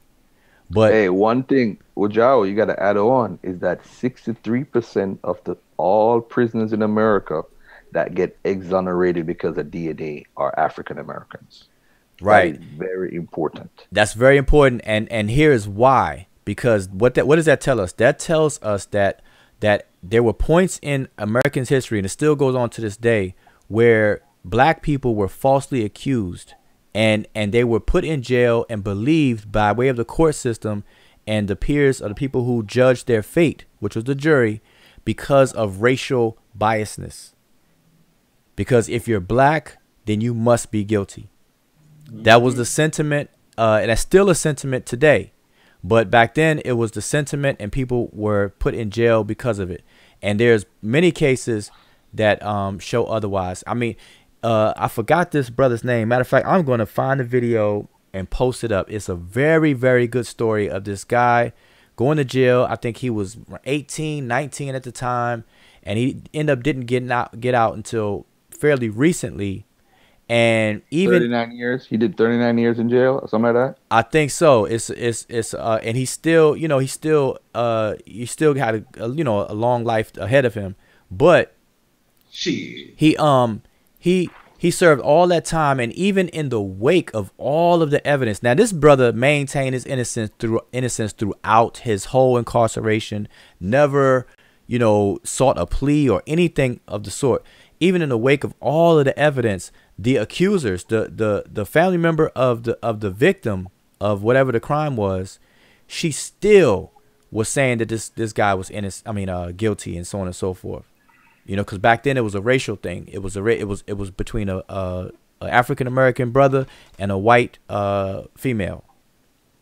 So back then it was, even Jack Johnson, which was recently pardoned or whatever the case is.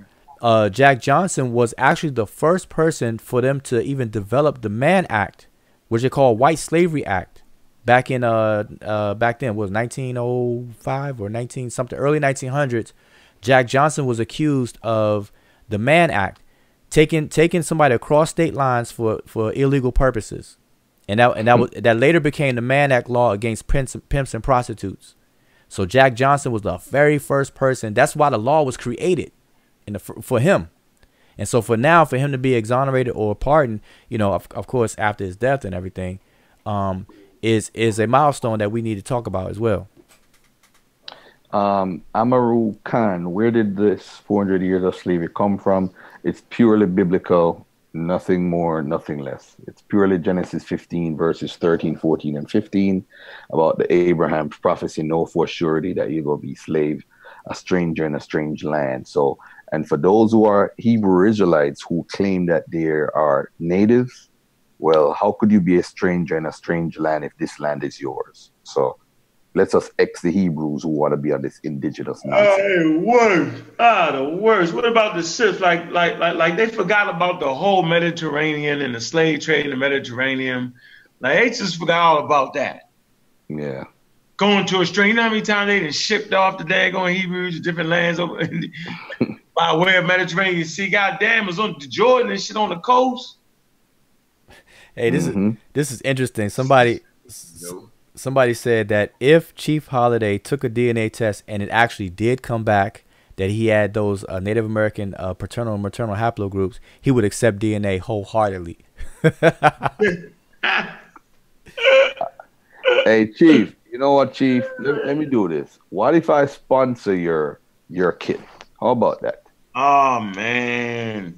Okay, there you have it. There you have it. So it is official. It is official. Garfield is offering to sponsor Chief Holiday's DNA analysis to get DNA analysis. And I'm gonna put words in Garfield's mouth of a company of your choosing. Why don't you use the black company, man? A company of your choosing. So that's between Garfield and Chief Holiday, but Garfield, if you are offering that, that's excellent. I think that's excellent because then it's no excuse because I mean, I've heard people offer that before, and the brother's still not going to take it.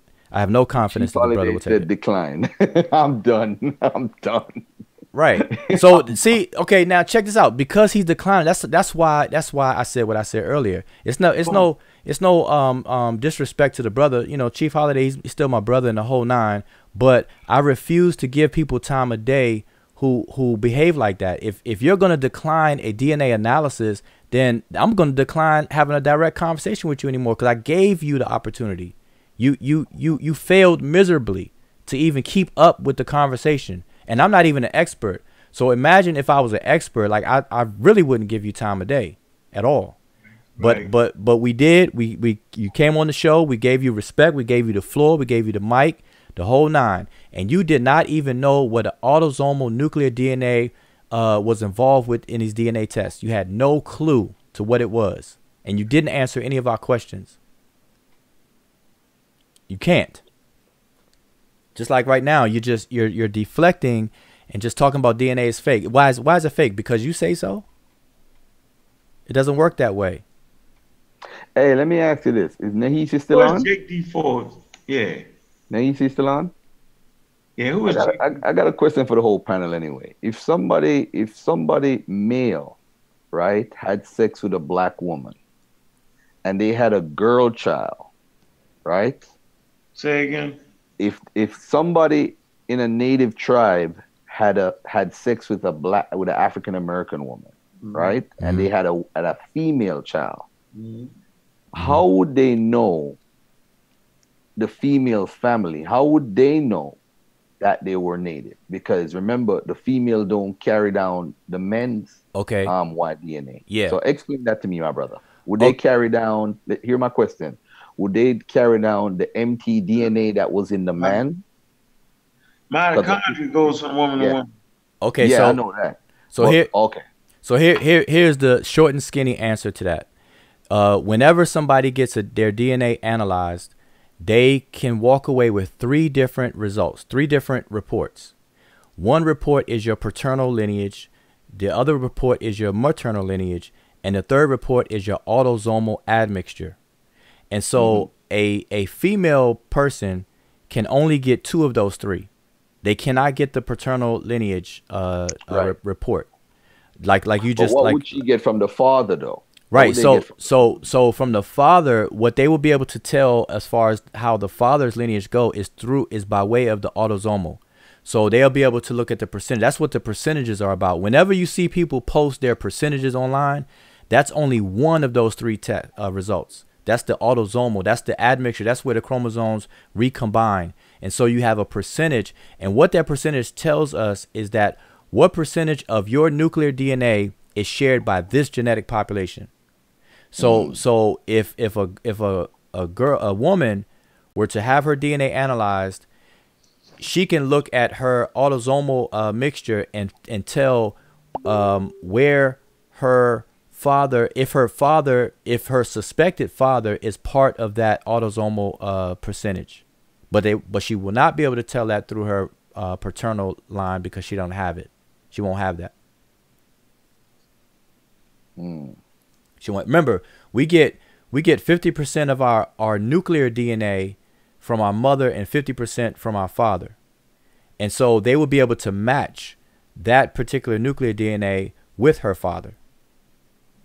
And that's how they could do paternity tests, because although you didn't ask this, but it has implications on a paternity test. Because if people misunderstand what I'm saying, then what it's going to end up being is that if a woman claims that if some random sister off the street claimed that you were the father of her child and her child happened to be a daughter, then based on the understanding that people may get from what you asked, it will be impossible to tell that, and that's not true. They can tell that you are the father of female children because of your nuclear DNA, not your paternal. So that we just got to make that clear. Okay. Chief Holiday is asking, you said probability. That's what you want to say, not probably. Probability. What is the probability of a DNA test? I think they're using a quote that Rick Kittles used, but I need to go back and listen to the interview. They keeps repeating that he said that they only use 0.1% of the they keep using this 0.1%. What is this 0.1% argument they keep using? Nah, and this goes back to what I'm saying. These people do not study the information. They're not competent enough to understand what is what and what's being used. The 1%, your sex chromosomes, the tail end of that, your 23rd of your 46, when they split, the 23rd was a sex chromosome. The maternal and paternal lineages only account for 1%. But that 1% does not translate as in 1% as if to say you only got 1% of a dollar, which is a penny, as opposed to a dollar, which means it's not valuable. That is the 1% becomes the 100% when you're looking for lineage, because that is the chromosome that you look for lineage. So to say 1% doesn't translate to 1% as if that's to diminish the value of it. It's just only 1% of your genome that is being used to determine your lineage. That does not take away from anything. That is actually just how it's done. Like, for example, if like the human body, like if the average person is 6 foot tall, weighs 200 pounds, right? And if there was a one distinction between a male and female, and let's say that one distinction was let's say a spot on your back, like all men had a spot on their back and women didn't. Now that one spot, even though it's a small dot on your back, that is the criteria to separate men from women. Now, just because that dot is very small compared to the average size of a 200-pound, 6 foot person, doesn't take away from the fact that is the determining factor. You see what I'm saying? So the 1% is the determining factor, regardless of it being 1%. So don't think of 1% as in the number 1 and it's diminished and so on and so forth. It doesn't work that way, and that's what people have to understand. 1% doesn't do that, and that's just for the lineage. That's why I asked Chief Holiday last time he was on our show about nuclear DNA and autosomal admixture, because that throws that all the way out the box. Remember, you get 3 results. Men get 3 results. Garfield, you had yours done. I'm sure you got 3 results. You got your maternal, your paternal, and then you got your percentage breakdown, right? Which company did you go with? I did 5 DNA tests, brother. Oh, wow. And I have a presentation coming out called "Who Am I?" because I'm using some I'm trying to prove my history with genetics, with linguistics, history, cultural history, and in a couple other ways. So I'm doing a whole documentary of my life and everything. So when I finish it, I'll show everybody. Oh, that's good. I did so many tests, man. It's ridiculous, and I want to do more because I want I didn't do Rick Kittles though. I gotta do Rick Kittles. I'll tell you what, if Chief Holiday declines you to sponsor his test, then sponsor me on another test. Yeah. Which one did you do? You did a 23andMe, right? Yeah, I did 23andMe, MyHeritage, and oh yeah, and by the way, Ojao, you do know that everybody's DNA, the government has it, right? Because of when we were born since 1984. Pretty much every state has our DNA. Yeah, and a matter of fact, for black men, most of us who have been arrested or anything, they have our DNA. But the truth of the matter is, the companies. I was curious for one to see the results for different companies, and pretty much I'm 80% West African in all of them, right? And they pretty much all came out the same. But it has to do with what Dr. Rick Kittle said: who has the most samples for a region. So sometimes that plays a role, in what you're doing. And right. and African Americans need to realize that most of us have taken tests or they have our DNAs anyway. So Chief Holiday, I guarantee you see, this is the problem now, especially with like 23andMe. They'll send you emails and say, do you give us permission to do this? And you don't realize what you're giving them permission for. So I never give them permission because they could use your DNA for almost anything now. You know what I'm saying? And we don't want to get caught up out there because of craziness. Yeah. But DNA, it's a funny business, family. It's a very funny business, but it has been more positives to it than negatives. Because when you think about the Innocent Project and the black men that have been freed, I'm like, wow, man, thanks for DNA, man. Thanks for DNA. Dude got charged with rape. 1978, 79, the Golden State Killer. They caught him because of DNA testing. He was related to somebody who was in the family tree DNA system. And that's how they tracked him. Listen. They mad, but they caught a killer that killed over 40 people and raped like 30. Come on, and get his ass off the street.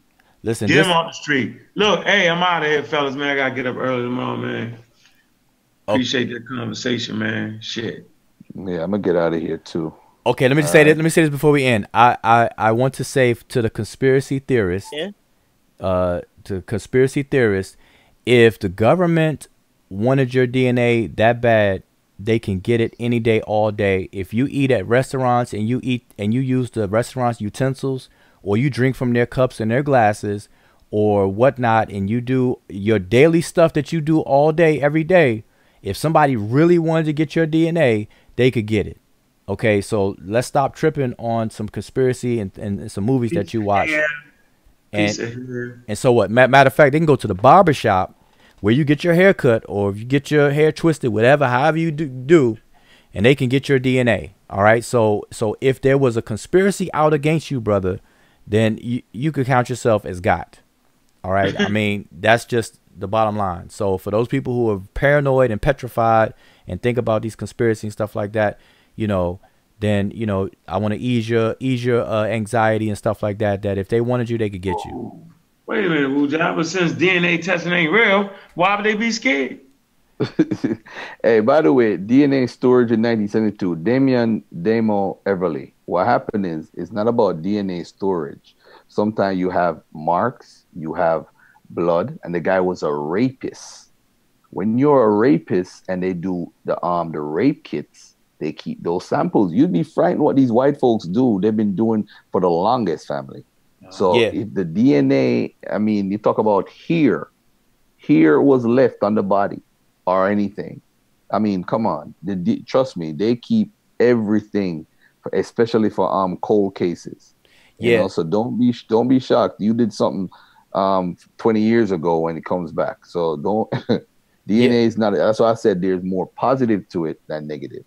Yeah, and just underscore what you said, that there's a difference between the DNA being sequenced in 1972 versus the DNA, not the DNA, but the actual evidence being stored. And like you said, a keyword, the rape kits and things that they keep that stuff stored, even though they didn't sequence the DNA back then, but the stuff is stored.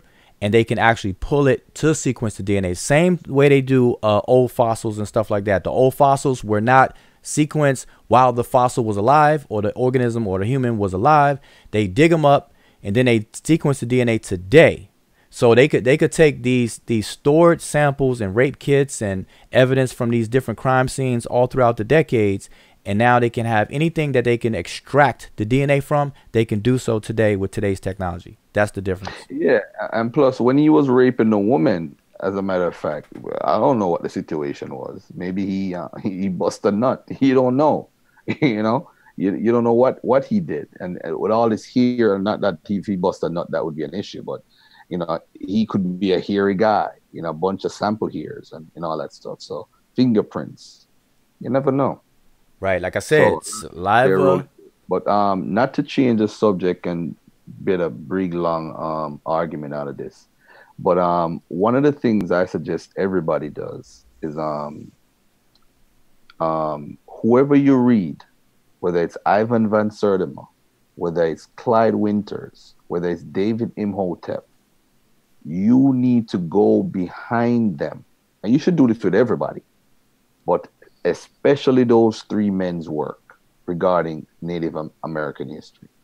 Jack Forbes, by the way, the brother talked about Jack Forbes, Amaru. I don't think he knows Jack Forbes well, as I do. Debating with Quincy Hott over these years have turned me on to Jack Forbes and how fake some of his information is too.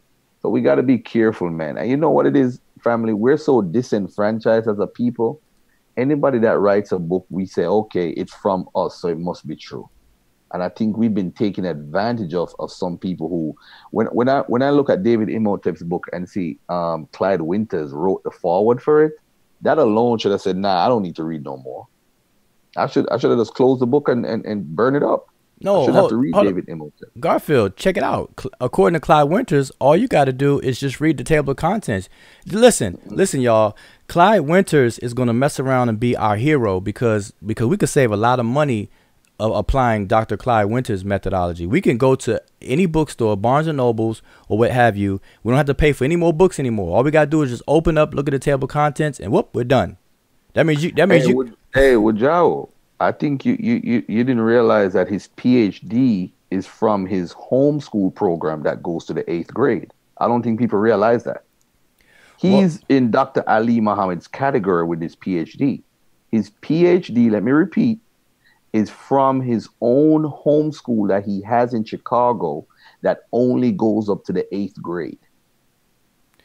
Wow, so we need to I didn't know that, but you know, I'm giving him the benefit of consideration, and if that's the case, then it answers a lot. It explains a lot. But as you can see on my screen, I showed this at the beginning of our show. Clyde Winters actually thinks that you can read a table of contents and an introduction to a book and you can know everything there is to know about a book. Enough so much so that you can write a critique about a book and argue with somebody who actually does have the book and have read the book. That's what he's trying to do to me. And he's done it twice. And he's been shut down every time, but of course he doesn't accept it, just like Chief Holiday is not accepting, you know, that he's been refuted on every angle that, you know, he could come at. And I understand that, you know, people, you know, readily don't do that. But this is a problem. But it could be a plus sign, because if I take Clyde Winters' advice or his method, I copy him, then I don't have to read books anymore, Garfield. Like when you write your book, all I got to do is read the table of contents. I'm done. I don't even have to pay for it. I can just pick it up, read the table of contents, or I can use my cell phone and actually take a shot of the table of contents of all the books I want in the bookstore, and I'm good. I don't have to buy any more books. I am good. Watch, I'm going to try that. I'm going to try that, and I'm going to get back to the family on how that works out. Watch.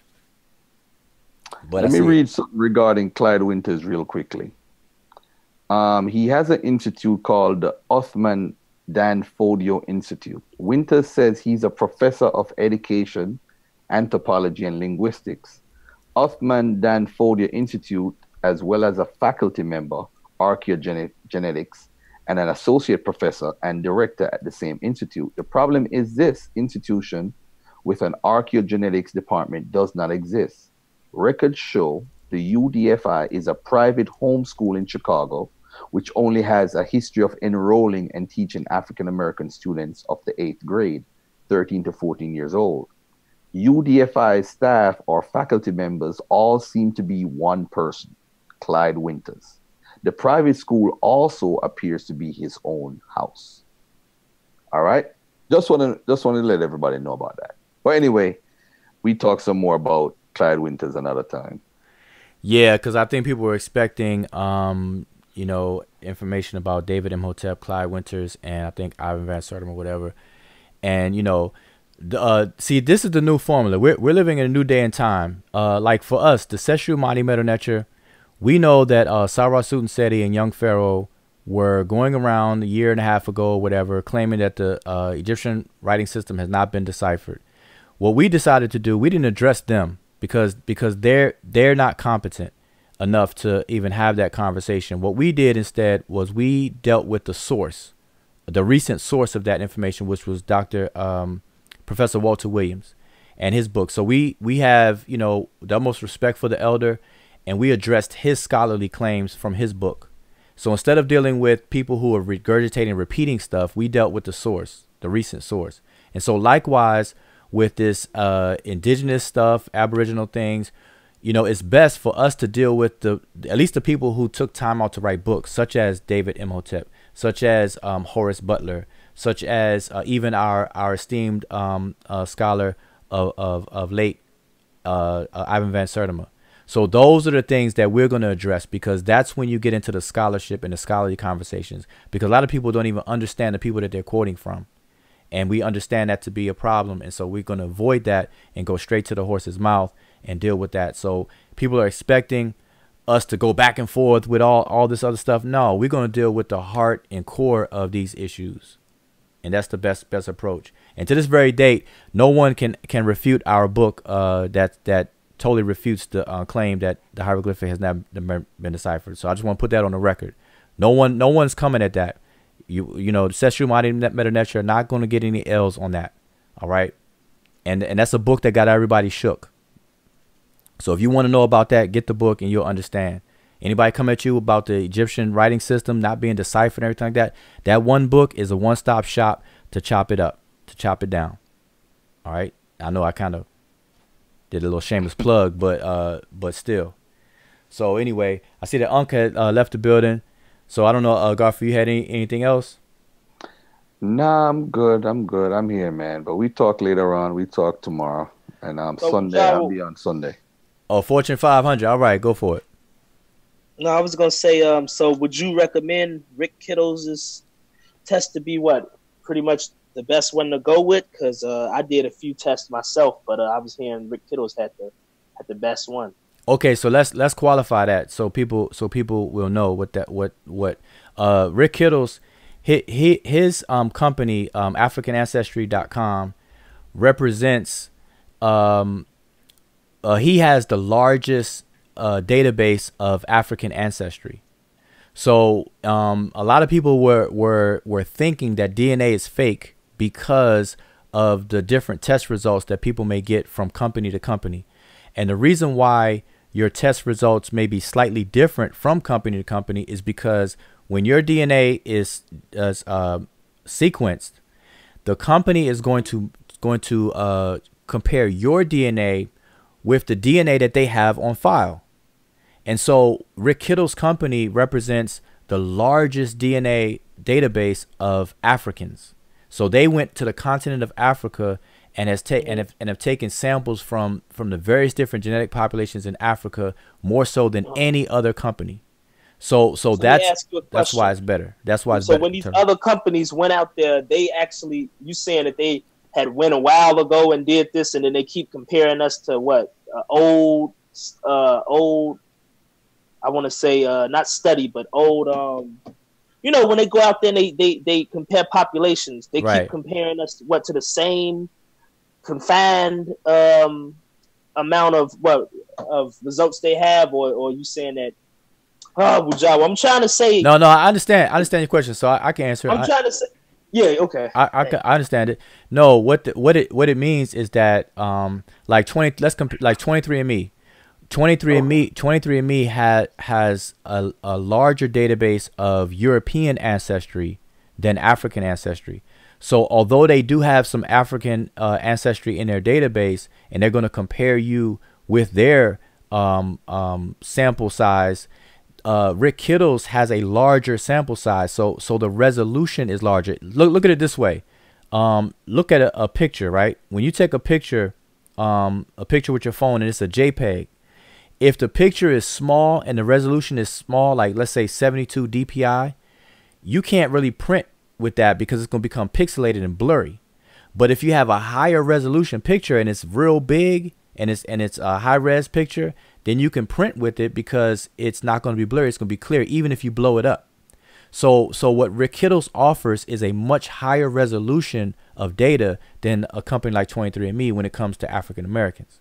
So when you get more people to be yes your test, yes compare with small little lake of people, because there's almost over about 1 billion people in Africa, right? Yes, and you hit it on the head, right? When you get a test done when Rick Kittles compares your DNA with his database, you have a larger result. You have a more accurate result as well, because there's a larger amount of people that they can compare your DNA with and say that you share DNA with a larger number of people than other companies. So that's why I always recommend getting multiple companies. And so like myself, I plan to get tested with Rick Kittles as well. The company African Ancestry. And he links people to specific tribes, right? Because that's what I'm looking at on the site. He got his own results on here. Right. When I go there. Yes. That's interesting. Okay. Well. Yeah. I'll give it a go. Yeah. No. It's definitely worth it, because I think you did yours with 23andMe, right? I did 23andMe, and then I did Ancestry. Ancestry.com. Yeah. Now the difference between those two companies is that 23andMe is more focused on health. Like they do what they do for health reasons. So a lot of their things is getting into health and disease and the propensity of certain diseases in certain genetic populations and all that stuff. Whereas Ancestry.com, they focus on genealogy. So if you get your test from them, they're going to give you a whole family tree of people, other people in their database, which they have the largest genealogical database, by the way, in the world, because they include, even the Mormons in Utah and all that genealogical data and stuff like that. But they have their benefit is to give you genealogy. So your long lost cousin and stuff like that, they're gonna test your DNA and stuff, but they can also plug in your family based on your DNA relatives. So it's benefits and pros and cons with all of these different companies. That's why it's good to go with as many companies as you can and stuff like that. And just as long as people understand the results that they're getting back. Like, for example, your haplogroup is not going to change from company to company. The only thing that will come back with a different slightly different results is your autosomal report, because they are only going to be able to check against the samples they have in their database that the company owns or has. That's the only difference. Your haplogroup is your haplogroup.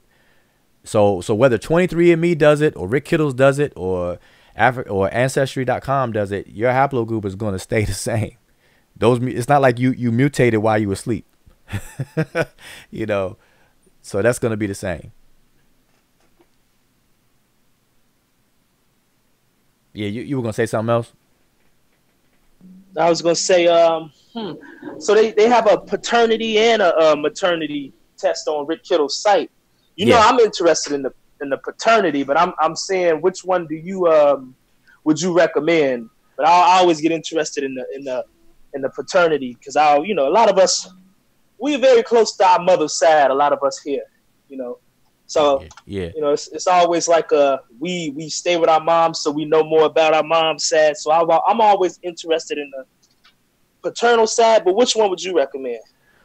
Well, I would recommend take all of them because like I said before, there's 3 different results you get back from your DNA being analyzed. You get your paternal line, your maternal line, and then the autosomal admixture report. So if you only take the patrilineal test with them, then you're only going to get 1/3 of your info from them. So you're only going to be able to tell your father's, your masculine, your paternal line going back, and that's only going to tell you a portion of the story. So you don't have to get them all at once, but eventually you're going to want to get them all done from them. And see, they separate them. Whereas 23andMe, you take one thing. Exactly. You pay one price, one thing, and you get all 3 reports with them. Whereas AfricanAncestry.com, you actually distinguish which test you want to get. So that has its pros and advantage, disadvantage as far as what people can afford and stuff like that. But so to answer your question, I recommend get them all. Definitely get them all. But you could start with one or the other. It doesn't really matter. I'd like to also see if they'd be able to confirm what 23andMe said about that A00 thing or whatever. Oh yeah, that would be interesting. Yeah, that's what I'm saying. You want to get corroboration, and these companies will be able to do that. As a matter of fact, what I also recommend people to do that get their DNA tested, you should have access to your own sequence, and you should be able to download it. And when you do that, you can upload it to the open sourced site called GEDmatch. And GEDmatch is free, and you can upload your sequencing to this website, and then it will compare you to everybody else who also uploaded theirs. And they have way more reports. They have way more reports from different genetic samples and things than all these other commercial companies. So that's a definitely good thing to do. So I don't know if you did that yet, but look up GEDmatch, and you can upload your sequencing there, and you can filter out different tests. They have a test strictly for Asia, like strictly for Asian DNA, and you can run and compare your DNA with that and see if you have any percentages in shared DNA with Asian certain countries over there in Asia, whether it's India, China, Japan, Taiwan, and all those in the Philippine area, whatever. You can actually do that and narrow it down. Genome sequence. Yeah, it's called GEDmatch. The website is called GEDmatch. You definitely want to do that. I've done that too and everything, and it, you'll be surprised at the results you get. Okay. All right, we're gonna see. We're gonna see. Yeah. So yeah, and that's free, by the way. So anybody, people who don't want to spend a lot of money, that's free. So let me just quickly look at this last thing. I'm gonna close it out because everybody's bailing out. I know it's late, and I wasn't expected to be on here this long. I just wanted to share. See, I just feel strongly, man. I think we are really, really hurting ourselves with this accessibility that everybody has to become a teacher or to have a platform and stuff. And it has its curse and its blessing, or its pros and its cons, because it's good that we can disseminate information, but at the same time, people are not stepping up their rigor in their studies to really want to share accurate information and be responsible for other people's minds. And so when I see people like Dr. Clyde Winters say that he could read a table of contents and he doesn't have to read a whole book, but yet he's going to do a video to critique somebody's book that he never read. I mean, I remember in grade school that's one of the first things they teach you not to do. You don't judge a book by its cover. You don't read the summary on the back of a cover of a book and then feel like you can critique the whole book. You can't do that. And that's dangerous. So imagine, and this is it, last thing I'm gonna say. Imagine somebody like Dr. Winters being on a jury for a criminal case. That means that he doesn't even have to see any of the evidence at all. He's just going to look at the defendant and already make his... I can tell by your face you a rapist. Exactly. He's going to be like, well, I could just tell by the clothes you're wearing that you did it. You guilty. That's dangerous. That's a dangerous mentality. That is totally unscientific. And nobody can tell me, nobody can convince me that whatever credentials that Dr. Clyde Winters has was done so with any kind of rigor at all. Whatever school he went to, he needs to get his money back and a refund because they did him wrong. And he's been doing that for a long time. If he gonna say that, he been getting back for a long time to even say that. He could even just get down like that. Right. I've been writing research papers since junior high school, in the science fair and things like that. Like he doesn't understand, I'm trying to tell him that I don't know what audience he's used to. Like he's used to saying things and nobody, checking him on it or whatever the case is. Well, it's a new day and time now. That's like 90s stuff, 1990s, 80s, 90s to early 2000s, where people could get away with that, but not anymore. It's not happening, and we all need to galvanize and really step up. And I include myself in the we all have to do better. We all have to do better. We all have to slow things down, stop microwaving information. Just because you can Google something real quick, don't stop there. People use Wikipedia. That's fine. Wikipedia is okay, but make sure you scroll to the bottom of any Wikipedia page you use or read. Click them sources. Yes, click the sources. Buy the books that are cited. Read the whole book. The whole nine. Whatever you're interested in. Go to the bottom of the most valuable spot on the Wikipedia article is at the bottom. Okay, remember that. The most valuable area on Wikipedia articles is at the bottom of those pages. Get those resources and everything. Okay, so And that goes for everything. Even a encyclopedia you have on your bookshelf. Don't stop there. You know, research. Learn how to research. Learn how to discern fact from fiction. Look at the methodology that the author or scholar proposes that they use to come to their conclusions. You know, walk the steps and everything. That's what we got to do. We can't just start regurgitating what people say just because they said it. Don't name drop just because so-and-so said this, that it must be true. No. Doesn't matter if you're black or white either. Okay? Because when people do the white man thing, or that's the white man's knowledge, or that's the white man's science, or that's the white man books, why you do that? What you're doing when you say that is that you're setting people up for any black people who may be wrong to be accepted. Just because they're black doesn't make them right. And just because somebody white doesn't make them wrong. So instead of using the Crayola crayon criteria, why don't you just analyze and scrutinize the actual data and the claim itself, regardless of their skin color, regardless if they're male or female, and all the above, if they're old or young. None of that should matter. Just deal with the information, scrutinize that. That's how we do that. All right, that's the scientific way.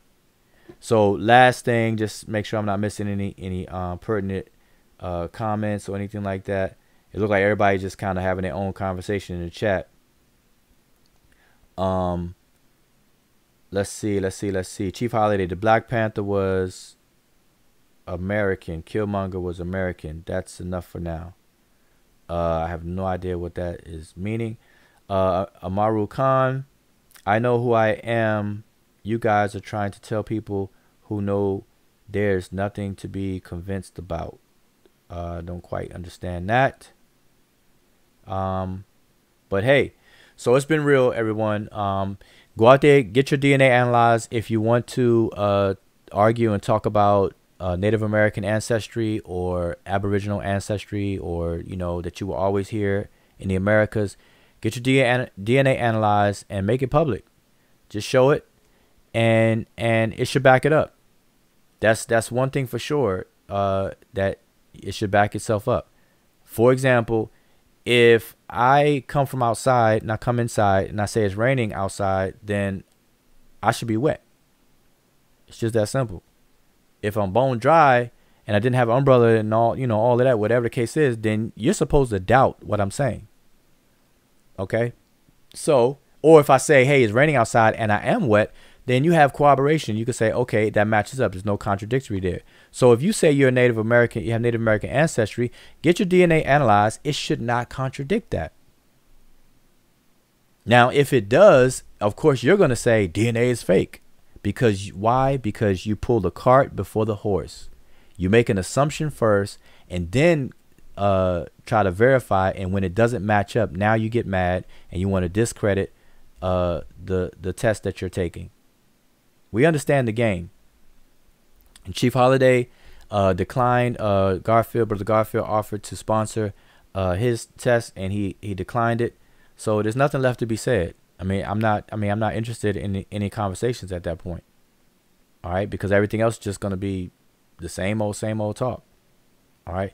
So with that, who's still here with me? Anybody got any last words, Brother Sean, or anybody? No, I'm good, sir. Appreciate it. All right, how about you, Butcher 500? Any last remarks before we shut it down? Just peace and good night. That's it. All right, that was quick. All right, I'm gonna follow suit. So peace and good night, and we'll check y'all another time.